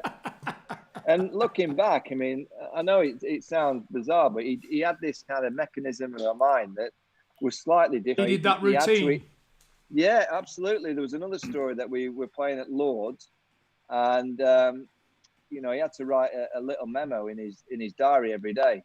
You know, he'd go to breakfast and then he'd go up to his room and he'd write a little memo of some kind of mind things into his diary. And he'd drive me. And we got to halfway to Lord's from the hotel, which was at Regent's Park. And I remember just looking at him and saying, you haven't been upstairs, mate. And he looked back and he suddenly turned around in the car and zoomed back to the hotel because he'd not done it, he had to go back to the hotel and go back to his room and write his little notes because his routine sorted out. But for that moment, he'd forgot about his routine. Yeah, he just forgot that he'd not done it. Right. You know, and these kind of players, and I think that's why we've got to respect sport is different. You know, players are different, people are different. They have to tick boxes, some people. There are some that don't give two hoots about what they do every morning, but there are some that need a routine. They have to deliver it. And he was one of them. And honestly, it's not me just speaking about him. He would have been England's greatest player by a country mile if he'd have played for us. What was the hardest thing about being a captain? Probably hardest thing I would say probably my own form, trying to get my game right. Yeah. You know that's hard when you know back in the time I was captain there was lots to do. See, a time when we didn't really play that well against Australia. My mind was about trying to make sure that we could beat them and get a team. And, you know, my philosophy was if I could get 10 or 15% out of the other players, and if my form dropped by a bit, well, I'd accept that. You know, people always say, the media must have been the hard bit. I didn't really care two hoots about the media. It was all a bit of fun. I didn't really worry about that. It was more my own form. And when you're not playing well yourself and you're having to go in front of the team, you have to give a few rollickings out, and then suddenly you're looking at the scoreboard and you've just given some player a rollicking and you've only got 3 yourself. You're going, oh, Jesus Christ. I better get a few the next time. I might need to backtrack. Yeah, but the captain for me, I absolutely adored it. I honestly, if you said to me now, what was the one thing that you'd want to do in cricket again? It's captain. I just found it such good fun. Yeah. You know, and I know it's pressurised and it's stressful, I guess, for some, but I found it such a laugh that I had the power out in the middle to be able to put anyone on. I could even bowl myself if we were really struggling that much. And there were times when people said, oh, you were quite inventive with your field. It's because I got bored. You know, I thought, I'll just create a field and I'll just do something a bit different. I didn't really read any captaincy books or textbooks about, you know, how captaincy should do. The best advice I ever got, and people always say, oh, did you read Mike Brearley's book or Mike and Derry Captains? And I said, I didn't read anything. I didn't want to know. I just wanted to do it. I never aspired to be a captain. I just got given the job. And I thought the best advice I got was from my dad. My dad said, we always remember in any sport, in any team, it's about people. If you can manage the people, your team will play for you. If you can't manage people, there's no chance that your team are going to play for you. So it was probably the best piece of advice. It's actually my dad, the test captaincy, true story. It was the Monday, the first test against South Africa. Nasser Hussain quit on the Monday, and we'd played 4 days. We had to bat out the last day, and I got to Edgbaston for that first test about 8:30. Got in the dressing room. Nasser's there in the corner. He's got his head in his hands, and I could see he had obviously issues, and he was thinking about a few things. And he's looked up at me, and I'd been given the one-day captaincy prior to that series, and we'd done all right with the younger set of players. Freddie was coming through, Steve Armstrong, Simon Jones, Hoggy was around, and Nasser just said, Bonnie, can I have a word with you outside? I said, yeah, no problem. So he took me outside into this coach's room at Edgbaston, and he said, right, I've had enough. You're going to be the test captain. And I was like, all right, great. And when does this start? And he said, no interviews or, you know, going down to ECB Towers and just, you know, like you guys now with your old ties on, none of that. You're going to be the captain. And I said, oh, great. And bear in mind, this is the Monday and the next test starts on Thursday. So I've got to play on the Monday. My head around the fact that I'm going to captain England on the Thursday. So I think, all right, cheers, Nas. So I shook his hand and I went into the room. I've got one of the massive mobile phones out of my jacket. I thought, I better ring Dad. So I get on the phone and I went out the back and I ran my dad. I said, Dad, he's on his way to work in Sheffield. Dad was a salesperson. Just to let you know, I've just been told by NASA that I'm going to be England test captain from now on. So Thursday at Lord's, you better get yourself and Mum down because Thursday morning I'm strolling out with my blazer, my cap on. I'm the test captain from now on in. And there was silence. I said, Dad, can you hear me? He said, yeah, I can hear you, lad. He said, but fucking hell, they must be struggling.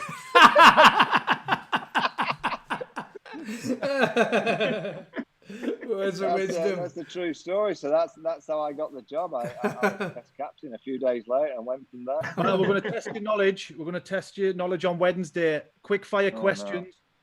We've got a minute, Vaughan. We've already already done these questions. A fellow Sheffield Wednesday fan. And I think he got about 6 or 7. So did he? The bar's high. We've got a minute. 10 to go top of the pile. We've got a minute on the clock. Are you ready? Are you ready? I'll just say Carlton Palmer for everyone. We're going. What are the names of Sheffield Wednesday's mascot?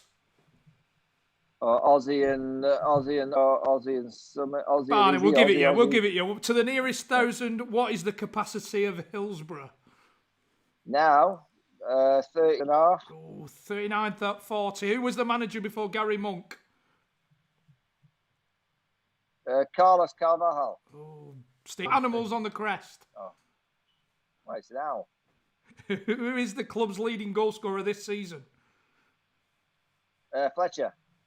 Who is the club's record signing? Wow, we've had some donkeys.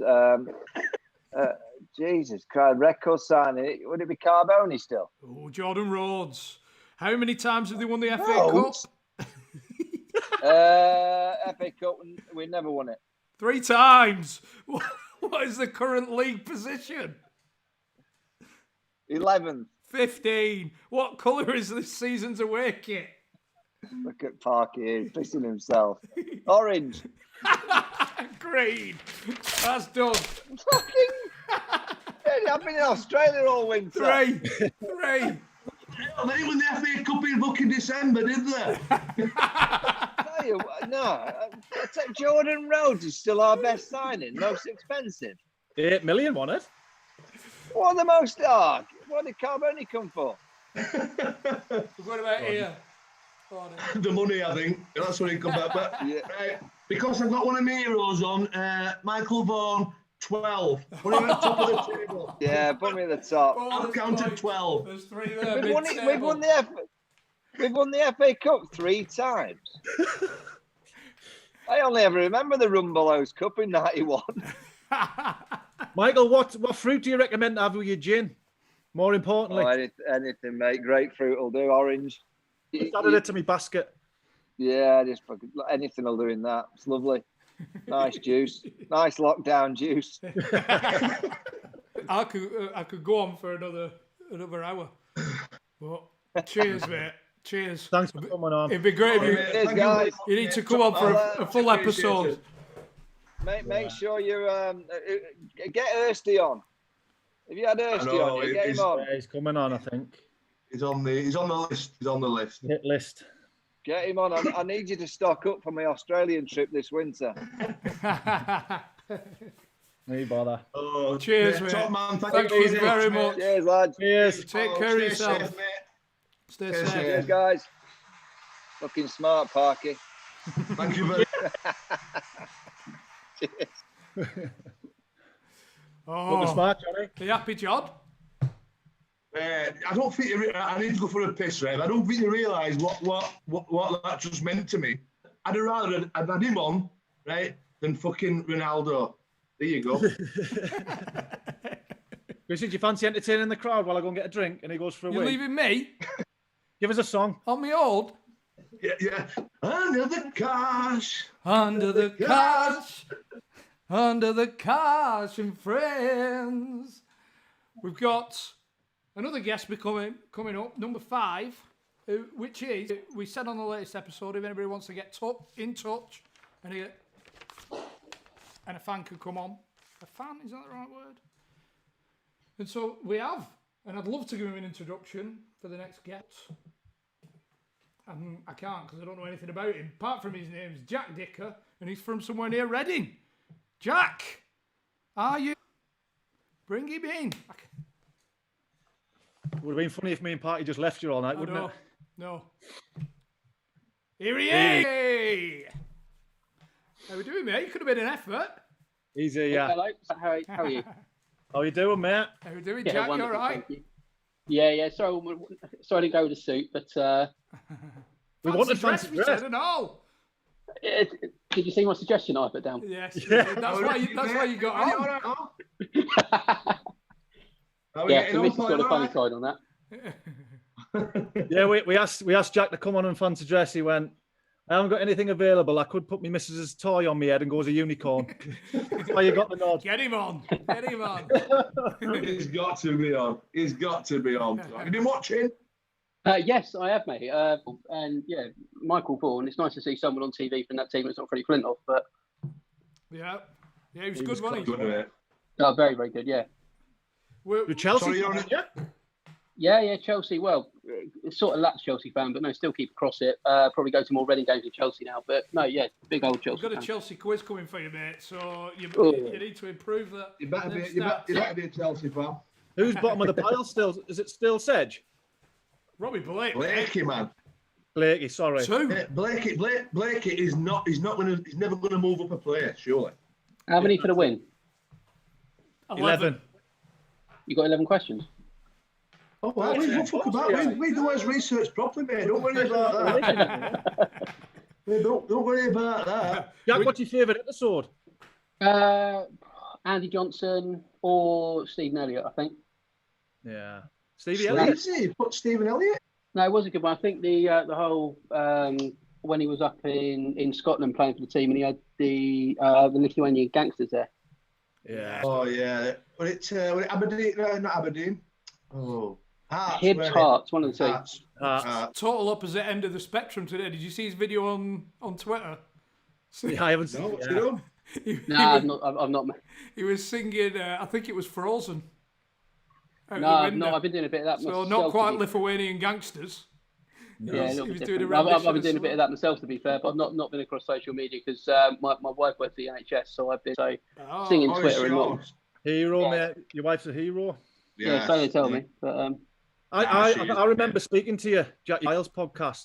Yeah, I did actually. That was a good one, that one. And I only really didn't put it up as my favourites because it didn't really, for me, it wasn't funny to listen to. It did kind of cut quite close to the bone. But no, it's good. It kind of made me kind of sit up and take notice. But a lot of the stuff, actually, I was listening to the Matty Piper one yesterday when you guys put out a chat about this. And again, there's quite a few things in there where like, you get sort of unhappy and you get to the point where you're not really doing anything stupid. You're just messing around and seeing what happens. And it's, I think that's probably more I was. But no, that Clark Carlisle one, yeah, it definitely talked to me. And it's the whole point of, I left school quite early, but I've been quite lucky in life to achieve pretty much everything I wanted to achieve in my life. I did before I was 30. And because of that, I then got to a point where I was just bored as anything. And I think that a lot of the stuff that Clark was saying kind of resonated with me. And you kind of get to the top of the tree and then just you're bored as shit. And nothing really motivates you, nothing gets you going. But no, it's a good one, that one. I know that from speaking with Melly, his agent, and sort of messages from Clark afterwards, it wasn't just me. There were a lot of people that got in contact with him and sort of, did a lot of good for a lot of people there. Also, you spoke to Clark after? Yeah, I dropped him a message and he dropped me. So his agent, Melly, came back to me a few times and they actually put a group together on WhatsApp. I didn't get involved in that because I just didn't really think it was for me. I think with these things, you have to kind of get involved with something that's for you. But yeah, it's, it was good enough to come back to me. And like someone like that to take the time to come back and just say, look, all's good, mate, keep going. And it's worked. So. Yeah, brilliant. Fantastic. See, I think we never really thought we'll go down that. The story just went where it went with whichever guests. You know what I mean? We weren't sort of mental health pioneers as such or like that. It just whichever way the story went, it went. And same as you say, it helped you. And I think a lot of them have helped a lot of people. I think they've made people realise that it's not all fucking rosy, the old football world. No, definitely. You know what I mean? And like I said, I mean, I can't compare anything that I've achieved in my life to what you guys have done because I've never played sport at a high level. I've never, I mean, fuck me, I was all enthusiasm and no ability. I remember my dad sort of saying to me when I was about 11 years old, look, don't worry about playing football anymore because you're not going to make it, just concentrate on school. And so I can't imagine kind of what you got pressure and kind of going through what you go through. But yeah, I still kind of get that thing of getting to the height of what you can do and being a high achiever in something. And then suddenly thinking, well, what's next? I think with you guys, it's probably more along the lines of Richie, more along the lines of playing at a higher level and then maybe coming down the leagues and works for you. But it's trying to justify that with yourself. Yeah, I said on the Piper one that it doesn't have to be football. Yes, a lot of lads struggle in football, but it could be any walk of life. But his view was that because he didn't have any focus, any structure, then he was always focus and structure is the key word there, isn't it? Yeah, without a shadow of a doubt. You know, it's in any job, profession, whatever you want to call it. But it has. It's 100%. It's like we said with Dad. I think 5, 6, 7, 8, 9. I don't know how many guests have spoken about struggles, and I think that's just, and that isn't something that we've tried to dig out. No. With a couple of players, didn't even know about it at all until the day. So I think it just highlights it even further. I think with Chris was saying yesterday, we were like working with someone because it's what it is, a job for you. Working with them, you're with them all the time. You're with them socially, you're with them at work, and you don't notice it about them. And it's I don't doubt in the environment I work in, it's a performance-related environment. So I don't doubt there's a lot of people that feel the pressure, and they're happy as Larry at work, and they're getting on absolutely fine with everyone. They go home, and it's just not great for them. Just a quick one, Jack. Would you rather look like John Parker and play like John Parker and look like Ronaldo? Would I rather play like John Parkin or look like Ronaldo, or look like John Parkin and play like Ronaldo? Oh, fucking hell. We've not asked anybody else these questions. What any need? My missus likes the big lad, so I'll go for look like Parky and play like Ronaldo. Incredible answer. Good answer. How did you do too bad back in the day, mate? Don't worry about that. I've no doubt, mate. I know that bald head ain't helping you at the moment, is it? It's not doing much for me, pal. What are you drinking, Jack? I'm drinking my birthday, like a brew your own beer. Homebrew. So I'm getting to the end. That serves you well in lockdown, so I'm getting to the end of that at the moment. The bottom of the barrel as well. That's the toxic stuff. Yeah, mate, it's tasty, right? So, are you ready? Are you ready for a Chelsea run out? 1 minute on the clock. What's the prize? Am I counting again? Oh, it's all about pride of place, We're all about pride. Right, John, start from 3. You've got Andy Whyment to beat at number 10. Go on in. I fancy you, Jack. Not literally, but Is that because he looks like John Parkin? A lot of people do, Chris. I can't blame you, mate. So. Here we go. 1 minute on the clock. Go on. Club records. Correct. To the nearest thousand, the capacity at Stamford Bridge. 42. 41. Current sponsorship on the kit. Yokohama. The tyres. Yokohama. Yeah, we'll give you that one. The score of this season. Tammy Abraham. Correct. True or false? Chelsea have won the Champions League under Mourinho. Goals. Correct. How many times have Chelsea won the Premier League? 5. 6. Who is the club record goal scorer? Lampard. Who was the manager before Conte? For Conte. Di Matteo. Current league position? 4th. Correct. Who wore the number 7 this season? Or who was the number 7 this Kante. season? Correct. Who's the current owner? Correct. And there we go. What we on, John? 9. No fucking way. Oh. It's agonising, lads. 9. Are you sure about that attendance? 9. Are you sure about the capacity? No, we counted it. You got that one to the nearest 1,000. Yeah, you got that one. 9. All right. I've actually got 5. I've actually got 5 fingers on that hand, right? There we go. Johnny, you've got web feet, haven't you? It's your feet that are the problem. I know, yeah. That always has been. Always has been. Well, you're in second, so not a bad showing. Yeah, no, I appreciate that one. Thank you very much. You must feel better that obviously Andy, he finished second on I'm a Celebrity, right? So let him top spot, bless him. It'll be hard to beat that, you know. Yeah, I think it is. I tell you what's going to be even harder, getting fucking even more questions keep going. What next guest? Who you got next? Chef Red fans. Oh, we can't reveal that, mate. We can't reveal. Oh, on the podcast. Who's up next? Patreon. Thursday. Bridgie? You? Bridgie. Michael Bridgie? No, Hume's next series, but Bridgie on Thursday. Next Thursday.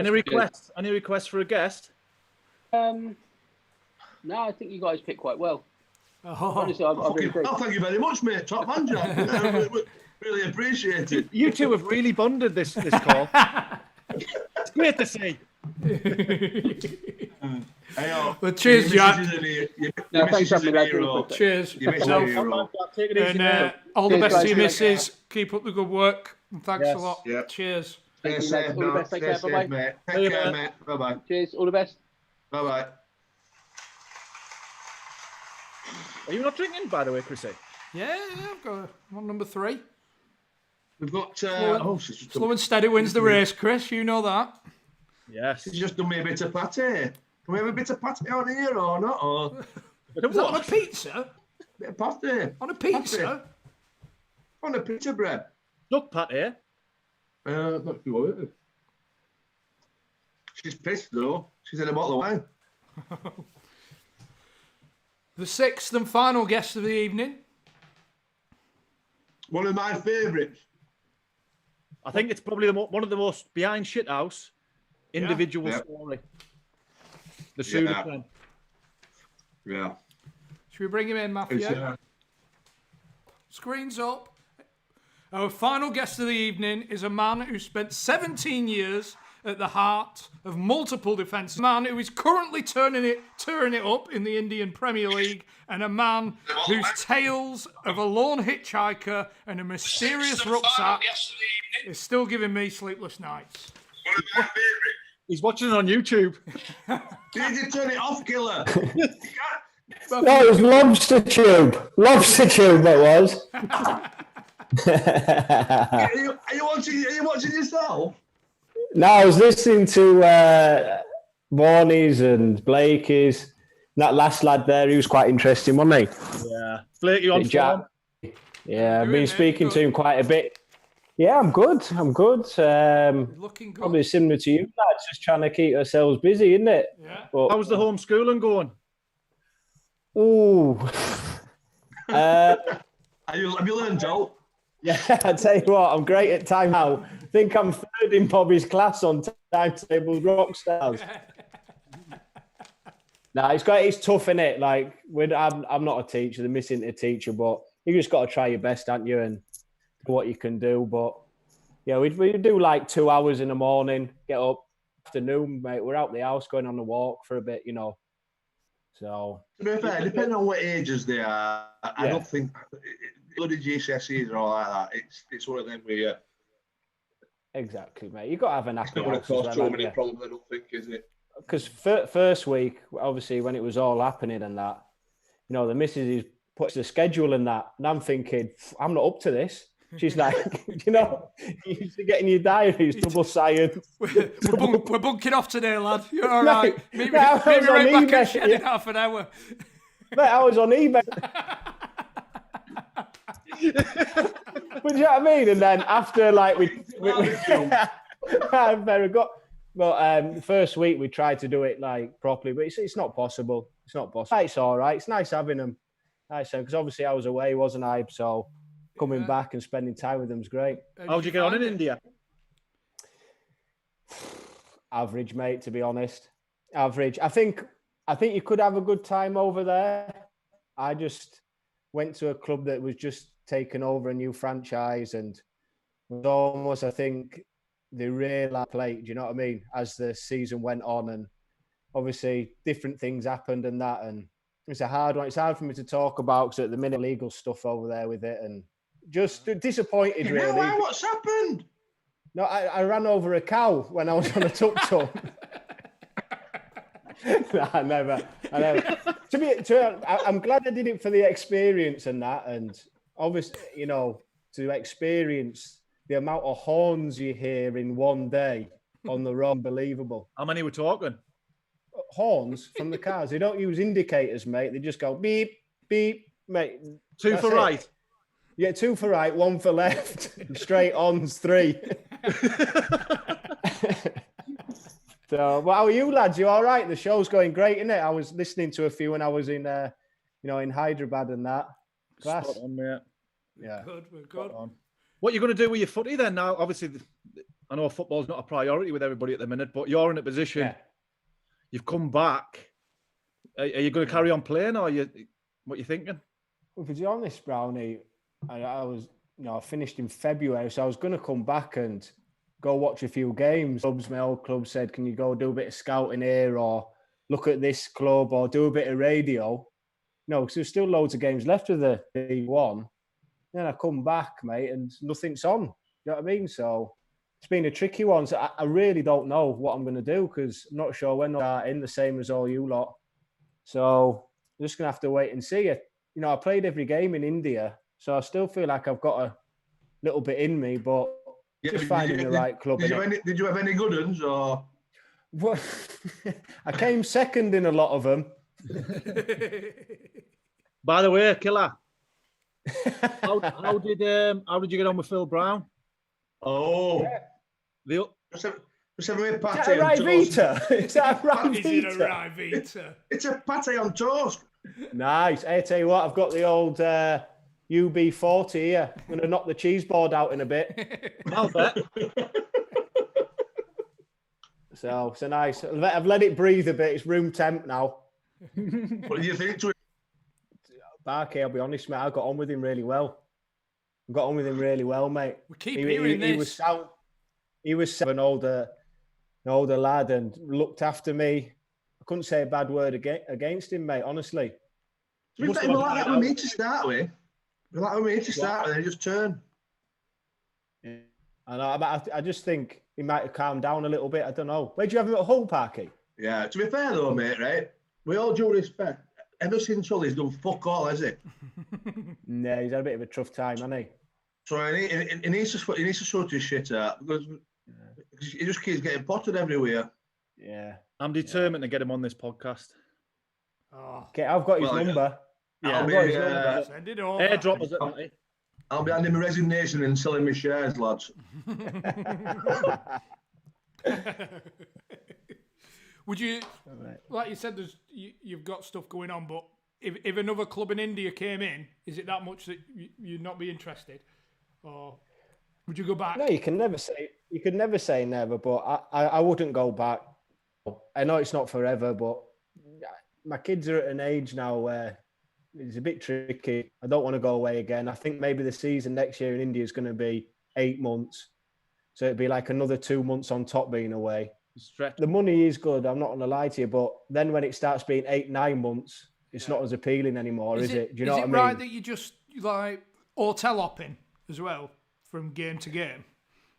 Or yeah, but do you have a base? Out there, you have a base, you live in a hotel. The hotels are great. Everything's, 5-star and everything like What's that. What's the porn like in the Indian hotels?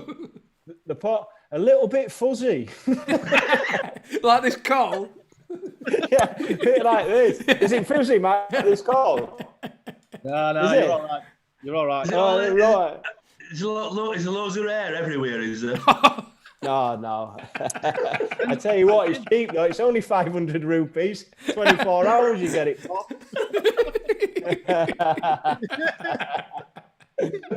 But you're looking at 15 pence a wanker, what? Oh,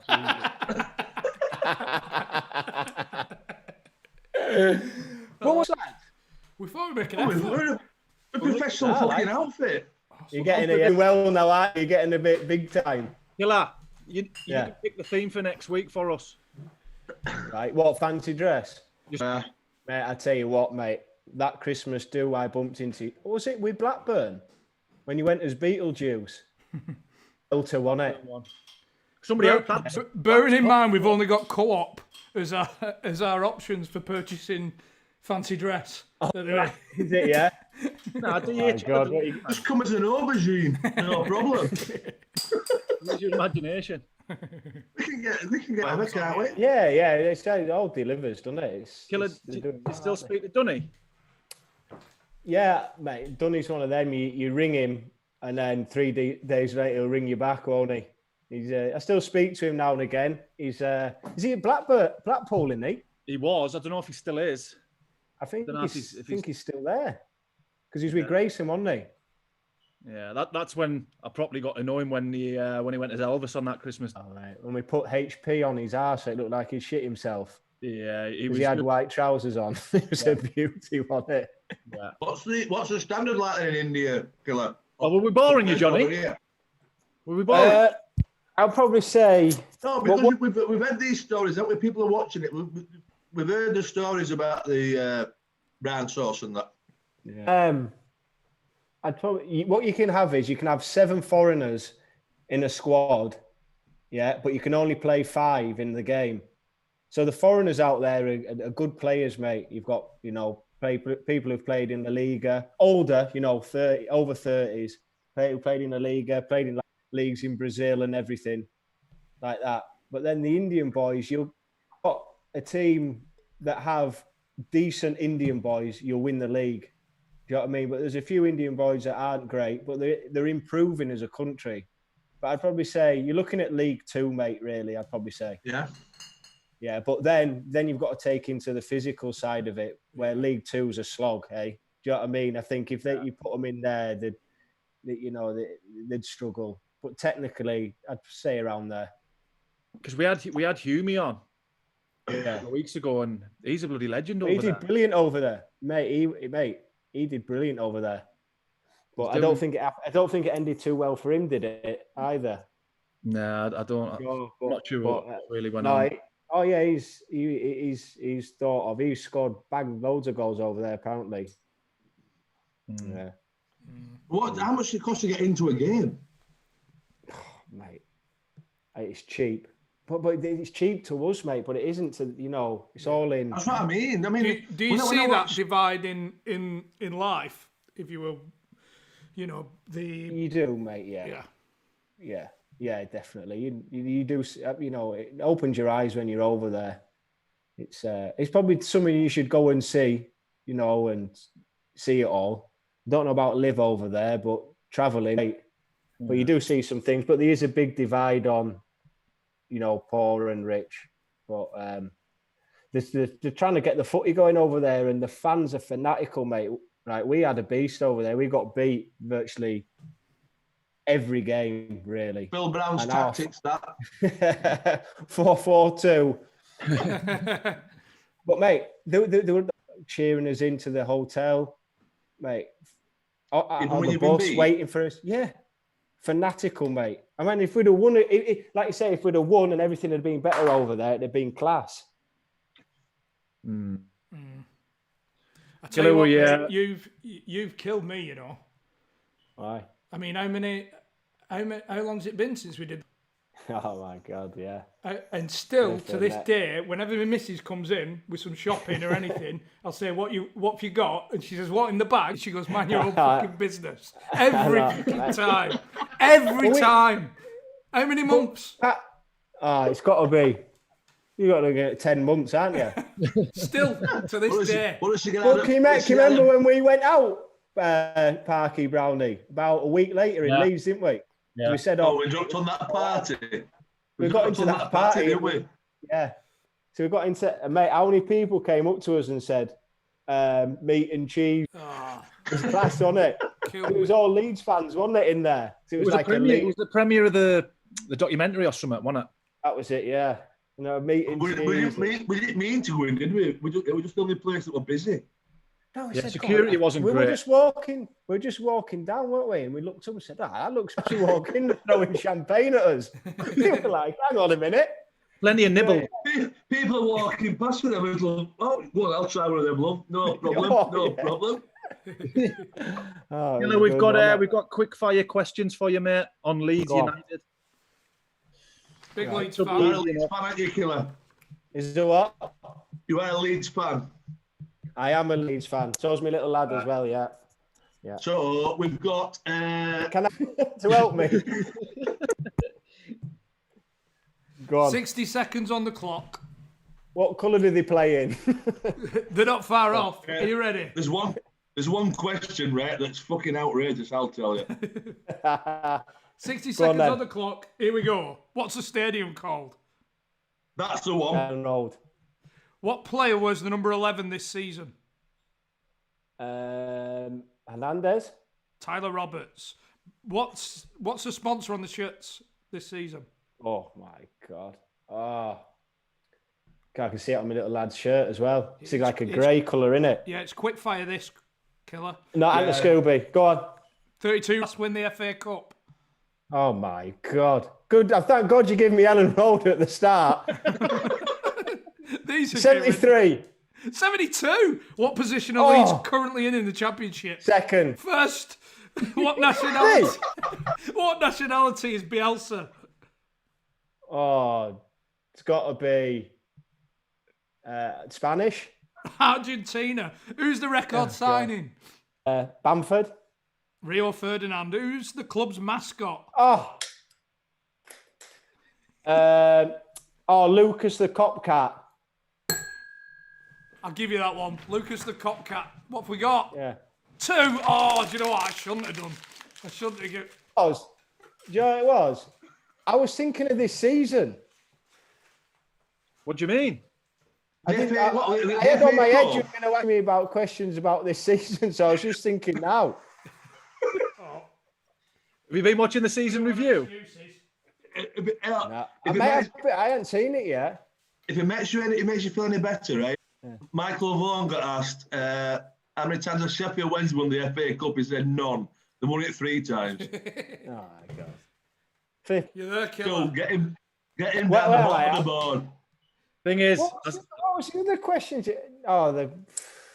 I spoke to Killer noon and obviously informed him about the quiz. You know, come on, Brownlee, look after us. Send us a few so I can get up the leaderboard. It didn't happen. At least I can hold my hands up and say no cheating took part. Robbie Blake. Questions you asked me there? Robbie Blake's keeping you good. Tyler Roberts. Robbie Blake. Don't put me. Yeah. Don't put him on top of me, mate. Whatever you do. Yeah, I'll put him behind you. You're right. What did he only get 2 as well? What was he about? Burnley. Yeah. No, Middlesbrough. Middlesbrough. Yeah. Right, mate. All right. When this is all over, keep up the good work. We will do, mate. When this is all over, we'll go and see if we can crash another party, yeah? Babe, is that cheese board ready? Right, lads. Top man, Killer. And all the best, boys. Top man, mate. You take care, buddy. Take See you later, mate. Ta-da. Bye-bye. That cheese board ready. There we go. 6 guests. Are we still on, are we? We're still on. Are we still live? A plethora of different genres. I enjoyed that. My head's a bit scatty. Yeah, my head's a bit scatty.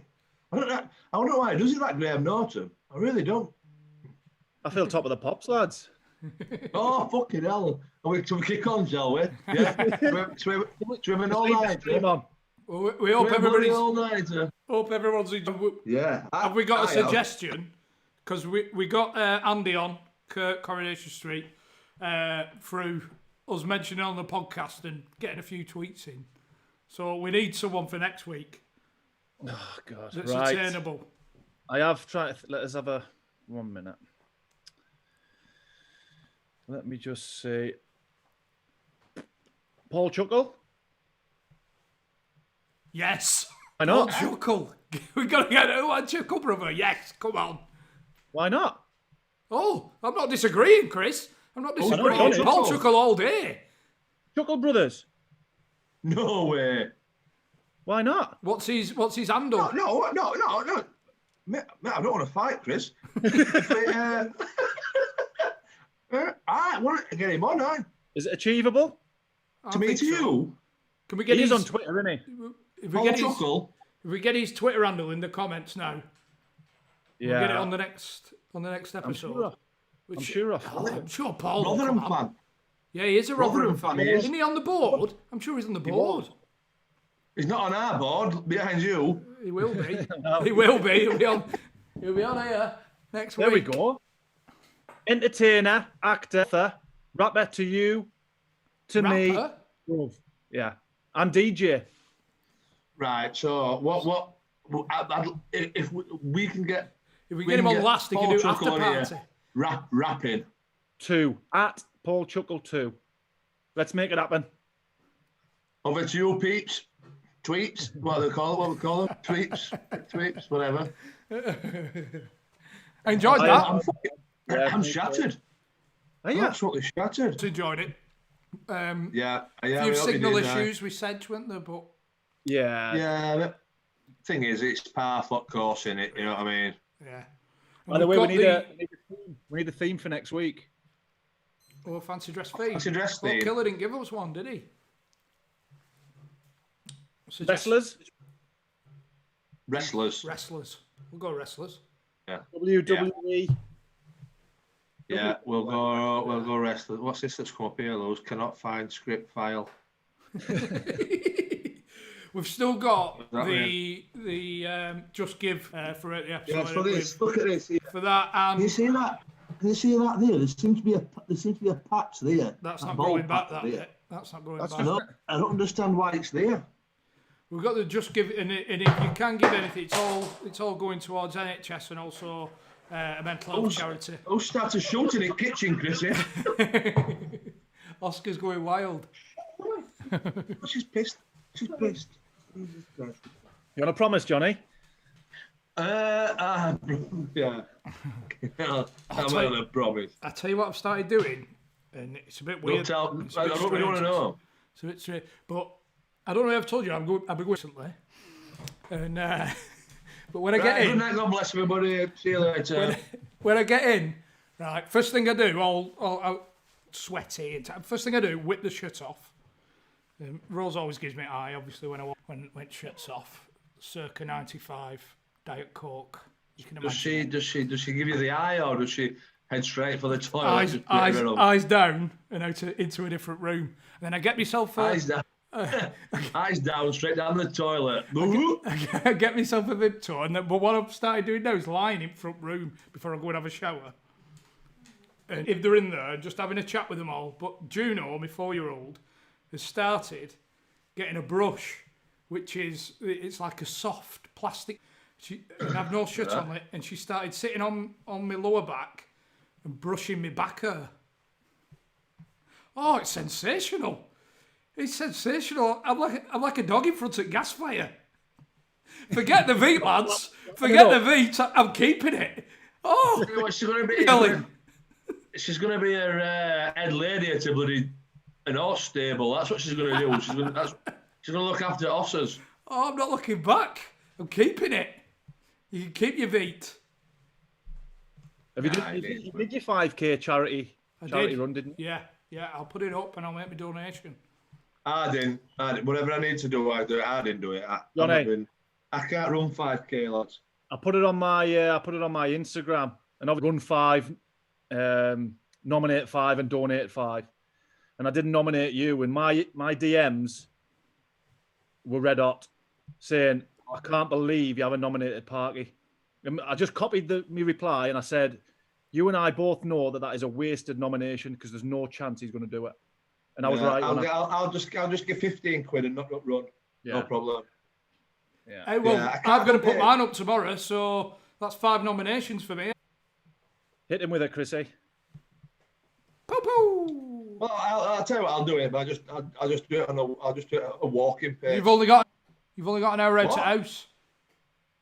All right. Well, so feds will be coming on it. I'll do it in car then. Fuck it. We'll do him again next week, innit? Surely that's got to go down as a reasonably. Yeah. I've really enjoyed that, me. I mean, I've had 2 of my heroes on. We've set the bar high, I think, in terms of. Yes. Quality. Oh, Betsy's in. Hey up. Down your. Dog's in. If anybody noticed, she fell off wall. She did. I noticed. Yeah. Well, cheers everybody for watching. Don't forget to subscribe. If you can make a donation. Here's what I. This is my only promise at night, mate. Oh, come on, John. Mate, I'm on about sucking my lick on me here. Do you want to finish on a song? Are we going to finish on a song? Yes. We've got to finish with an outro. No, not live. Not live. All right. Well, thanks for watching. We'll be back on Saturday with a quiz live once again, making the most of the situation.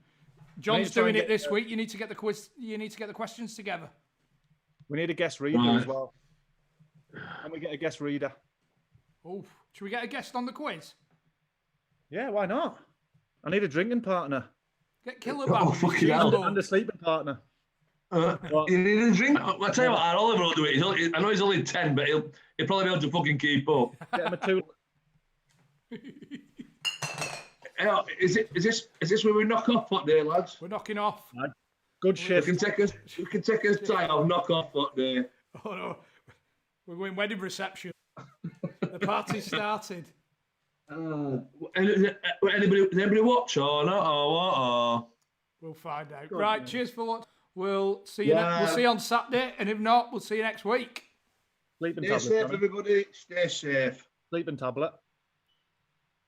100%.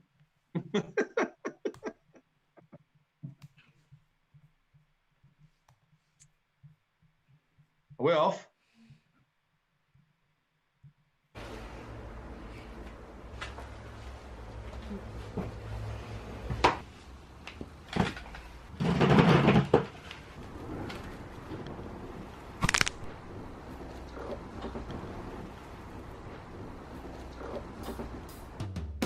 Under the cosh, under the cosh, it's under the cosh and friends. Oh, under the cosh, it's under the cosh, it's under the cosh and friends. Oh, week by week we take a peek at another guest, but it's a mystery. Oh, Kylie Minogue, no, Russell Crowe, more likely a footballer that you don't know. So grab a beer and bring that cheer, 'cause it's time for Under the Cosh and Friends.